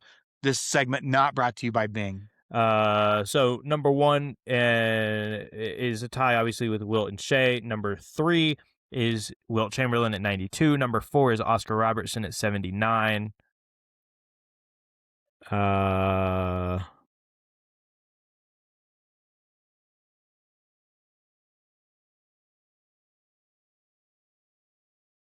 I don't know why I thought he was on there. Kevin Durant and Michael Jordan both have 72. So not the point. He's going to have this record. This probably, I don't know what year Wilt did it. Oh, 61, 63. Yeah. 60-year-old record. Uh-huh. Think about the guys that didn't do this. Right. And Shai's about to. And when is it going to end? Well, and that's the other thing, too, is so I wanted to bring that up as well because, again, like I already kind of mentioned, it's not even close, right? Like second place or now third place, right, is Wilt at 92 games. But if you look at players not named Wilt, right, the record is Oscar Robertson at 79. And then after that, it's KD and MJ at 72, right? So like by the time he has this record, he's going to have them beat by 55 games, like MJ and Kevin Durant, right? And like you got to think about these players like them scoring 20 a night is just penciled in normally, all these guys. And so you see them score under 20 and you're like, well, what happened that night? You think until you see something like this. Well, that's what I'm saying, right? It's like because it's not like 126 is even that long. It's not even 2 seasons. Right. But that's what I'm saying. It's like I guess my point is that everybody has a couple of those games every year, obviously. Right. sprinkled in. So you go 20 consecutive games with 20 points, but then you have one game where you score Right. 17 because you're very inefficient and things go wrong. It happens. Not for For Shai. example, Not for Luka, Shai. It doesn't happen. Luka did that against us this year. Right. He scored But not for 16 Shai. points. It doesn't happen. Now, part of No, that, it doesn't. for what it's worth, is that Shai doesn't have to play the Thunder defense, right? Not that they would hold him, Sure. but like Sure. that's a big deal. The other thing I was kind of thinking about, right? Obviously, the record is 126. It's Wilt Chamberlain, right? What the hell happened to Wilt Chamberlain on game 127? That's what I want to know. Like, I haven't looked into it, but like, what happened? How did that happen? Right. So That's what I want to know. anyway, Because the other thing you I know wanna what's point going to not happen to Shai on game 127? He scored less than 20. That's not going to happen. So what happened to Wilt No. that day? Because nobody thought it was Now, going to there happen to was him that one day either. game there was one game about 6 weeks ago, or 6 games or 7 games ago, He's where had it was a lot closer. he's had a couple He games was in that there were with 3 close. minutes left only because he needed a bucket. Yeah, I mean, there have been some games where it was close, right? Like the first time we played the Blazers, which was the only time we lost in the first 25 games of the year. I mean, he only scored like 20 on the dot, right? Like, it's been close sometimes. Yeah. But he doesn't score under The it. other thing is, obviously, I've said I'm spooked when it comes to injuries right now. Sure. However, let me just say this. You know what's really scaring me right now? Okay, go ahead. Let me say this. Couple of things. First is, if we get healthy before the playoffs, and I would assume we're going to. Yeah. Okay. I assume we're being overly cautious with a few guys. Absolutely. I hope they get back in the game with a couple of weeks to go so we can get a rhythm going. Right? Yeah. If everybody's back healthy when the playoffs start, do you know how valuable it was that these guys got this kind of minutes this 1,000%. season? Absolutely. And Jay Will might be the most underrated guy because he is a team guy through and through. That's what I was going to say. Hold on. He took a team-friendly deal when he signed up again, right? He's making good money, but it was a team-friendly deal, right? He'll do anything you ask him to do. And when all of our guys are back, he's going to be lucky to get 6 or 7 minutes a game. That's what I was going to say. There'll be games he won't get off, but you know what? He won't care. He just wants to win. He's a team guy. He roots for everybody. He is the Nick Collison of the current team, but can play. He put up 30 twice in the last 3 games. 30. He had 7 threes yesterday. He had 7 threes. You want to know why Shai had 15 assists? It was his shooting. Like, it's incredible what this guy is capable of doing. That's what scares me right now. That's what I was going to say. I don't want to say there's no real reward, but meaning he just does the dirty, it's selfless. Stuff. It's selfless. Selfless basketball. And you don't see that in today's game. You don't.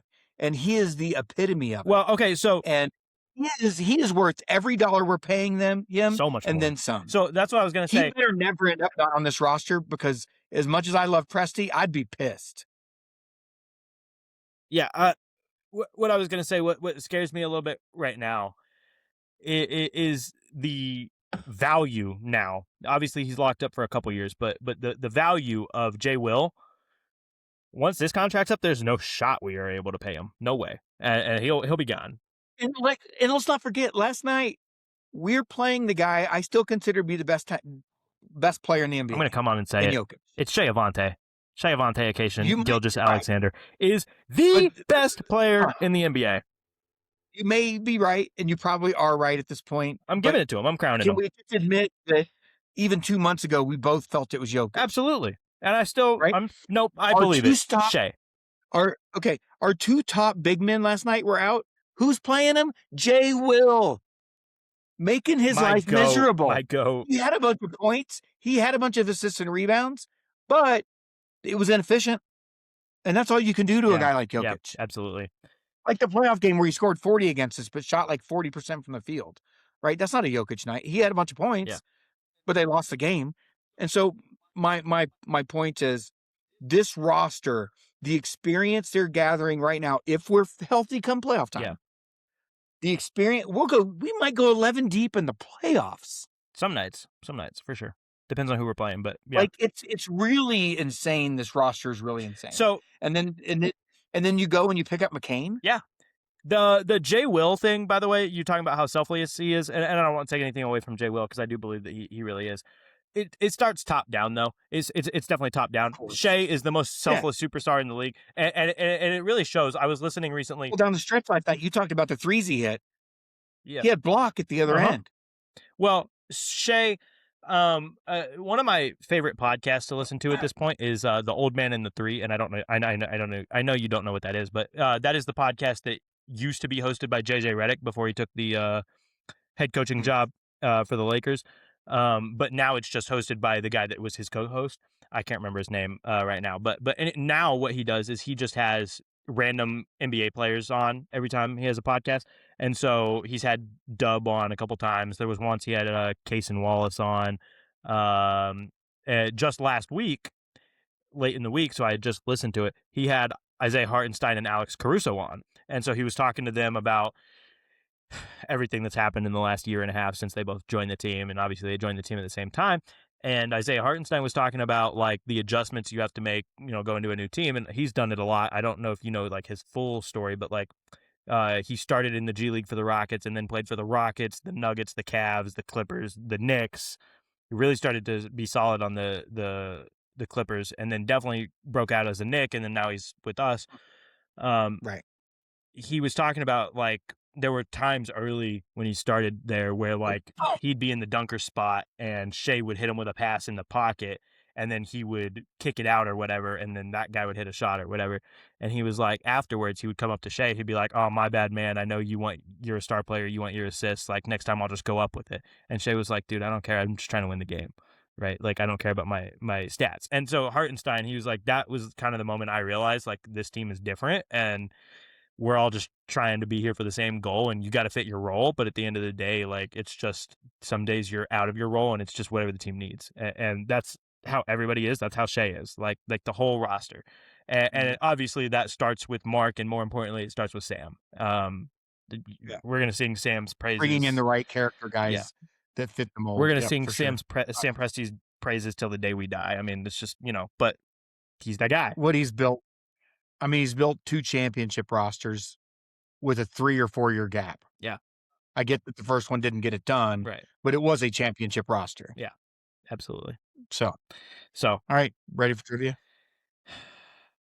Briefly, the last thing I wanted to say, the only other team other than the Celtics trending positively in the East, the Charlotte Hornets, man, are freaking insane right now. Like, there is one other thing I want to talk about too. Okay. Yeah, they are. The Charlotte Hornets are incredible. Their starting 5 of LaMelo Ball, Brandon Miller, Con Knippel, Miles Bridges, and then Diabate.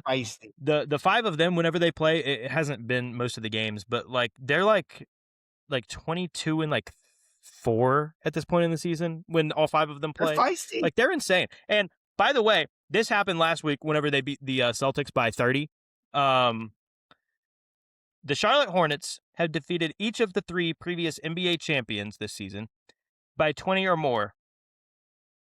They beat the Thunder 124-97 on January 5th, the Nuggets 110 to 87 on January 18th, and the Boston Celtics 118 to 89 last week.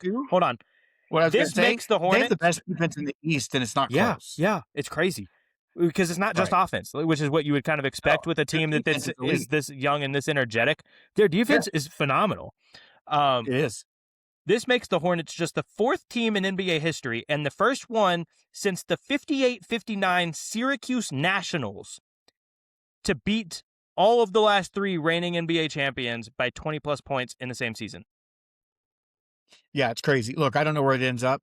I mean, they'll be the 7 or 8 seed, and maybe they'll beat whoever's the higher seed because the East is kind of whatever. Their defense is the best defense in the East. It's crazy.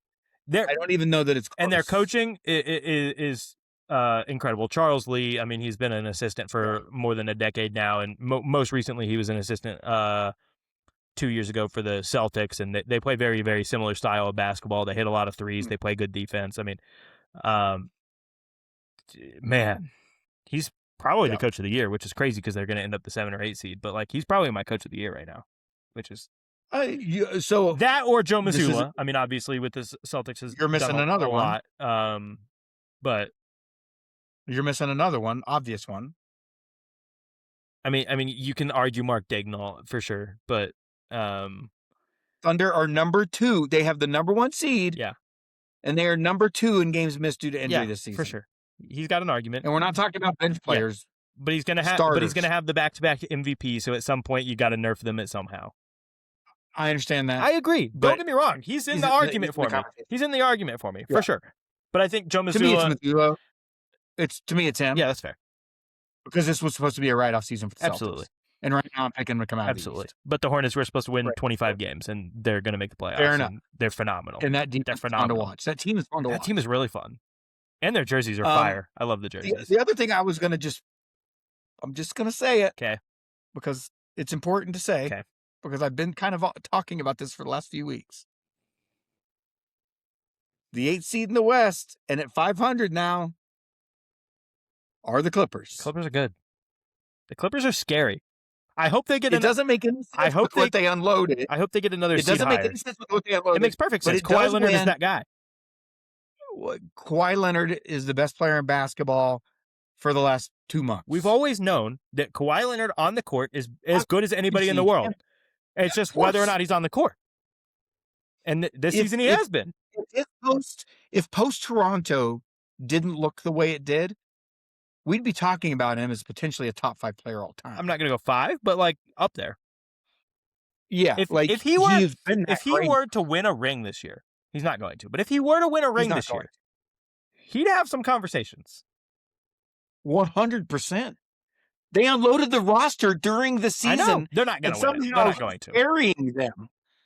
They're going to be a playoff team. Oh, for sure. Unless he gets for sure. And they're going to push whoever they play. For sure. Absolutely. Right. And right now they're a play-in team. And if they get up to, they're not going to, but if they could get up to like the 6 and match up with like the Rockets in the first round, they might beat them.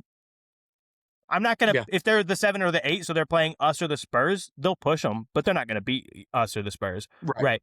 But I don't even think they beat the Nuggets. No, but maybe. No, I don't think so either. But I guess if the seeding fell the right way and they could somehow manage to get up to the 6 and the Rockets could be the 3, they could beat the Rockets in the first round. Absolutely. Because then it's just Kawhi or Kevin Durant. And that'd be a series that would be so much fun. But yeah, no, the Clippers are good. I mean, right now they're 5 games out of 7. Yeah, so they're not going to get all the way up to 6 for sure. Yeah, and they're 8.5 out of 6, which is the Nuggets right now. Right, it's not going to happen. But they're not going to make up that many games, I don't think. No, right? No. Unless the Suns start to fall, which could happen, I guess. If the Nuggets keep falling because they've been struggling. Yeah. The Lakers are good right now, but that's because LeBron's not playing. Stop. Every time elbow gate, that's one more thing. Okay, whatever. That is the most ridiculous thing I've ever seen. He bumped into Jokic, falls down, grabs both elbows. He just you fell can't and tell hit me his that arm. wasn't the proper flops. He just fell and hit his arm on the wood. That's because he was flopping. Maybe he did hurt his elbow, but if he did, it was his fault. I'm not saying it wasn't his fault. I'm just saying. He was trying to make it look like there was a lot more contact from Jokic than there was, because there wasn't any. In fairness, there was a tiny bit, and you're in midair. Sometimes things happen. He was just standing there. He initiated the contact, not Jokic. Sure, but you're going at full speed, and then you get hit in midair. Like, it happens. You know what I mean? Like, I'm not saying it wasn't his fault. It was all fake. If he hurt himself, it was his fault. Maybe. Not maybe. Go look at the play. I saw Jokic the play. did nothing. Jokic did nothing. Yeah. Also, one other thing. The technical against Dort last night doesn't happen if that other play didn't happen in the previous game. It was incidental contact. It didn't hit him in the face, but it was incidental contact. He wasn't even looking that direction. He had no idea. Now, for what it's worth, it's one of those things where it's like... And Dort, by the way, has come out and apologized. He said there's no room for it. Yeah. But he's apologized for sure. I think that at the end of the day, the way that the rule is written at this point is a lot more strict than it used to be. Because I know, but we see arms hit the face all the time. They don't call it. not necessarily, I mean, kind of, but not necessarily. It's one of those things where, like, at this point, like, most of the time in the NBA, intent doesn't matter. It's like, was it a I basketball know, but if play? that play the And other night happened, that play wouldn't have been called. Not like I that. do think I tend to agree with that. Now, the more I've thought about it since then, I said at first, it was like flagrant 1 for sure. Flagrant 2 is insane, but I forgot the player's name. But there was a player on a very similar play like a week before that with the Grizzlies that tore his ACL on a very similar play.